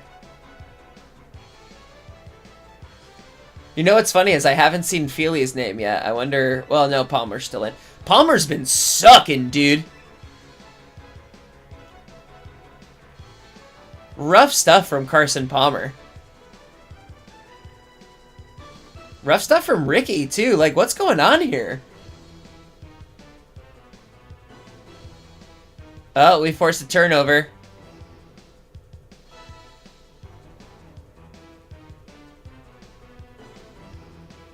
$14 for 34 and 2 touchdowns. And the 2-point conversion. I'm just getting them out of the field goal. Oh, there's Touchy-Feely. There's our guy. Ooh!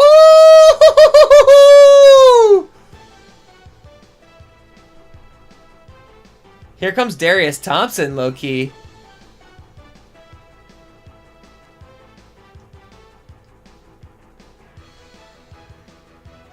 Alright, Feely's putting a drive together. Nah, never mind. That would be ball game. I do want to see what that turnover was in the third quarter. There was... I feel like there was a drive where, yeah, they were almost there. Let's see. That's the field goal. I think it was all the way down here. So it was a sack by Zach Thomas that he forced the fumble, and we recovered it. And he recovered it himself. That's sick. Love that.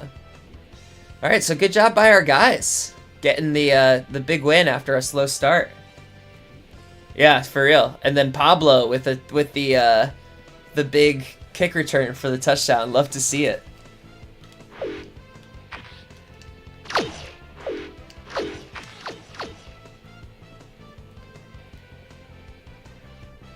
Alright, I am going to check the injury report. I'm a little worried that we have hurt guys this time. Yeah, here we go. Alright. So they're both going to be back. It won't be a problem, so I don't even need to worry about it. That's great. Yay! So actually, let me simulate. Oh wait, are we the first game? Oh, I think that means that they won't be okay. Oh no, they are. Great. Love that. So that's only the Super Bowl that's a glitch? Interesting. Alright, well, whatever. I guess I can look at the contract since I'm here. Yeah, no one else has been added. There will be probably somebody big that gets dropped to free agency when the regular season starts. We'll have to look at that. But a little matchup against the not Super Bowl champion, Philadelphia Eagles. I should probably leave this here for 10 seconds so I can get the footage though. This is gonna be so much fun to edit. I can't wait. I'm so excited. I'm gonna procrastinate for like a week because it's gonna be so dumb to organize. You don't typically see a team go 4-0 in the preseason, but you never know.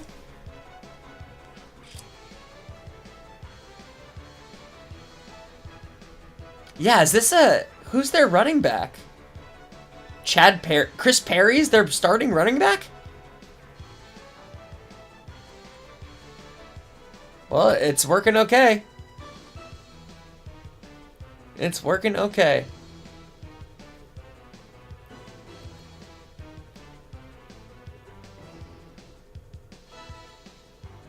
Man, Ricky's not running that well. What is happening?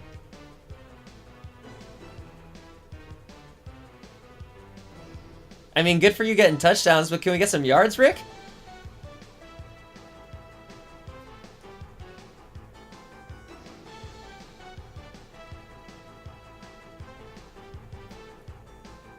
Oh, that was a turnover of some kind. It was probably a fumble. Alright, good field position. Crazy. T.O. still in the league.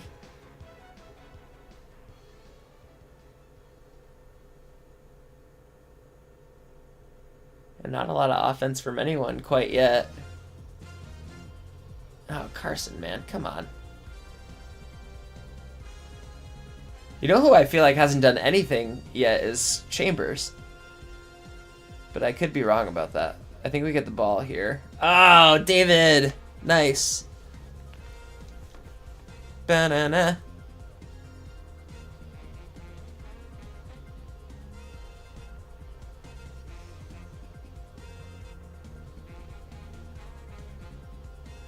There's Chambers, 4 for 45 so far. I don't love that Ricky's 10 for 23. And Carson's throwing 3 incompletions in a row.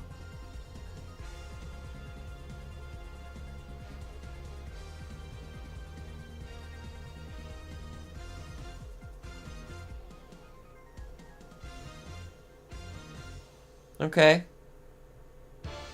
Ugh.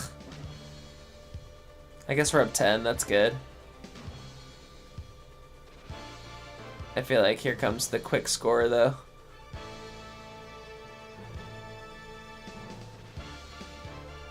Oh, alright.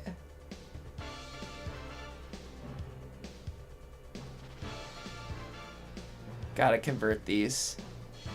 Tough. Could be overtime. Or not. I don't really know what happened there at the end, but we just went 4-0 in the preseason, y'all. Let's find out. Maybe another fumble? Oh, it was 4th and 8 and they didn't make it. Fair enough. Fair enough. Well, 4-0 in the preseason. You love to see it. I love to see it. We'll simulate the week out. I wonder if we have any injuries. We'll find out in a moment. Preseason champs indeed. And you know that's the only thing that matters, is being the winner of the preseason.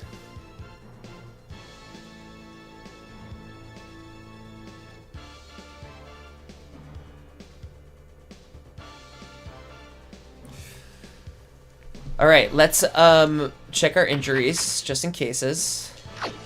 No injuries, love that for us. Let's quickly go through the preseason stats. I'm curious.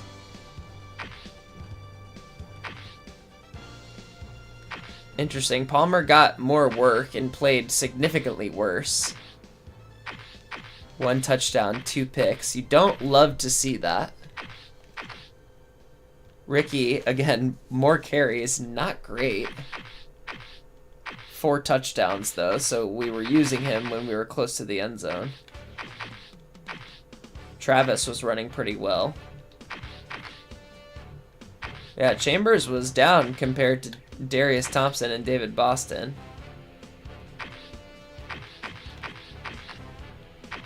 But just 3 guys getting receiving touchdowns. Not a lot of drops from guys, which is good. And then tackles.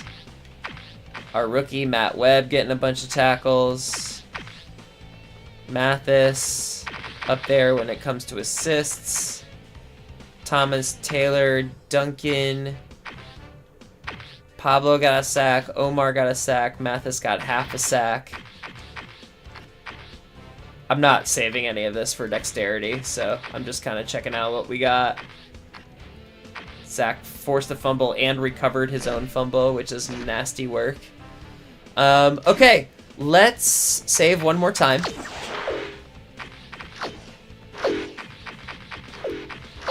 Solidify ourselves. We're gonna start the regular season, and we're gonna see where everyone progressed to. Actually, maybe we'll check out free agents first, and then we'll see where everyone progressed. You can also take a look at our schedule. Wow. All right. Conference play first up yet again. Can't wait. And it looks like we're getting the NFC North.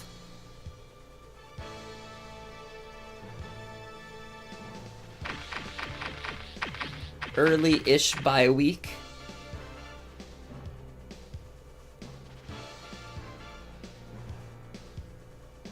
This is a brutal schedule.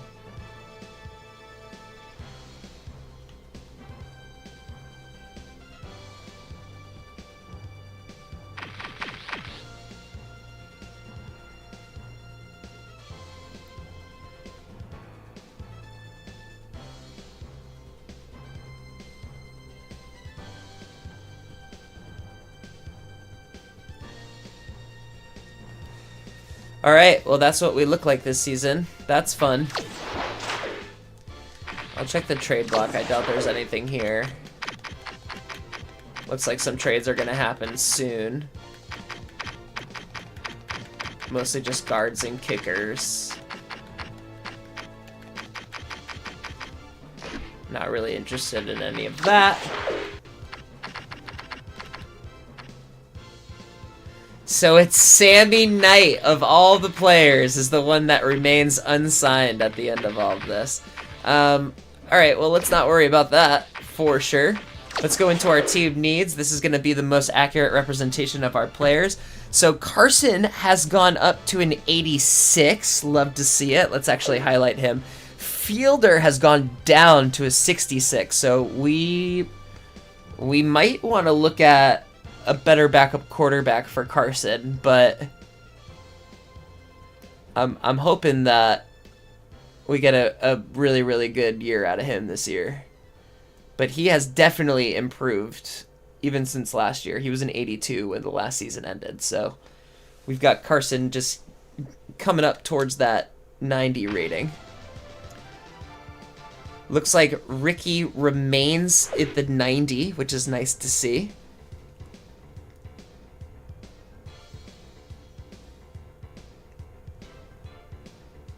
Travis Minor might have gone down in rating a little bit as well.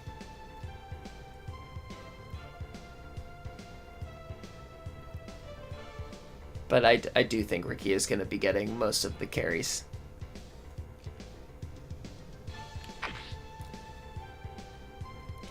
Rob looks fine. I'm not like 100% up on everyone's ratings. Chambers is now our best receiver by stats for sure. It looks like Yates didn't really go anywhere, but his catch jumped up to an 82. So he's actually better at catching now than Thompson. I think Yates is probably going to be our 4th receiver. And we'll have him start over Snoop and Tolver, only because his catch rating is so much better than them. But I like Darius in that. Although, man, Yates is faster than Darius, too. I think I'm going to keep Darius there. Yates is probably a good 4th option guy. But Boston 88, Chambers 89. We'll highlight Chambers here. Hopefully it was worth paying the guy.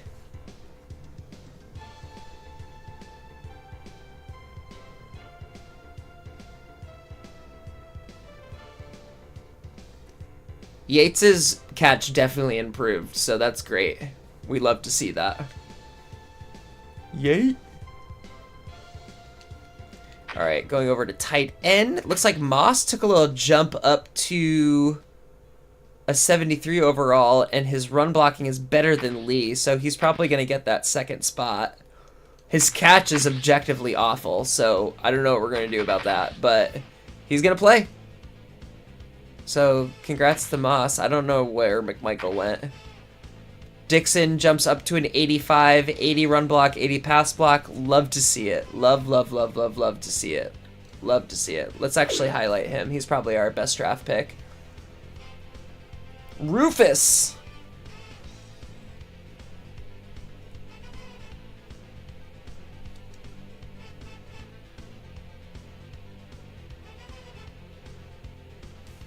All right.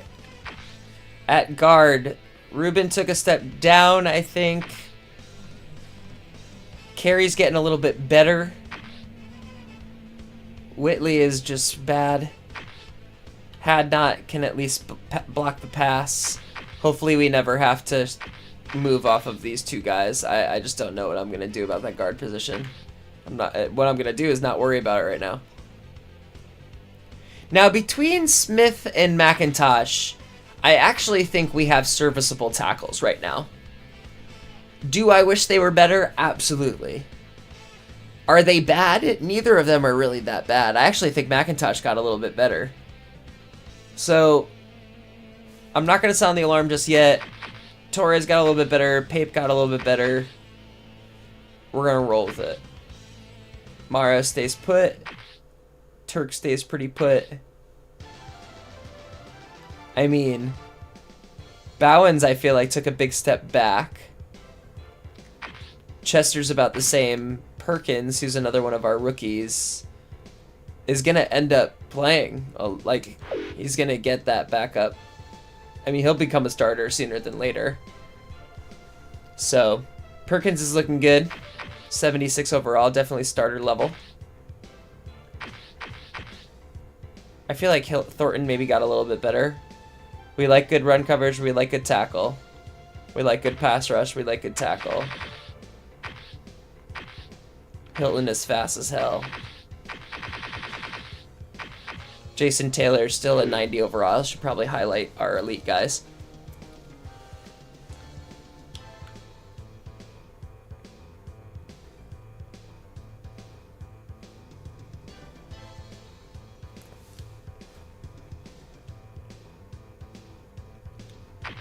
Just out of curiosity. Okay. Alright, this is where we needed... Alright, cool. So Webb got a little bit better. His tackle got a little bit better. He's now solidly the starter. Moore regressed a little bit. And I think Greenwood probably stayed put. So we're not great at outside linebacker, but thankfully... Wow, Zach Thomas took a big step back. Oh, we need to address that. No wonder teams were so gung-ho on trading him. He's all the way down to an 83. I mean, his run coverage is good. His tackle is really good. But that's a huge hit he takes.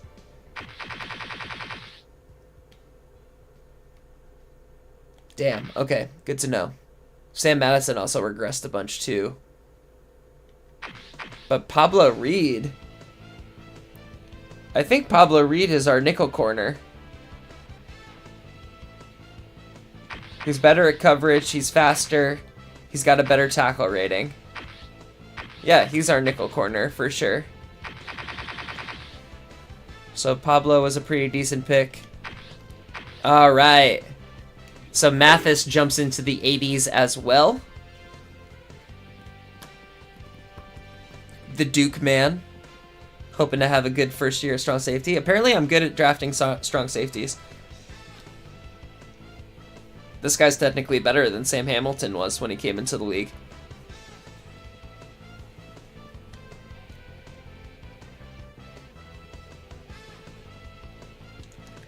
And then at free safety, maybe Arturo got maybe like 1 point better, potentially. But that's that. So, that's our team, y'all.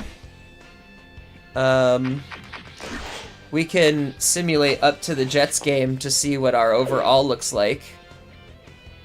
No one will make any signings there, so this is actually okay to do. Alright, 87 overall, 89 offense, 80 defense. I would love to specifically do something about that inside linebacker position. We'll have to see what we can do. It may turn into, like, looking at who's there in free agency, maybe making some more signs and cuts. But I think that's actually where we're gonna leave this session, because both myself and my dog need a walk before it gets too dark out. But we're ready for season 2. I'm excited, very, very excited. So thanks for hanging out as always, and we'll look forward to seeing y'all soon. Bye bye.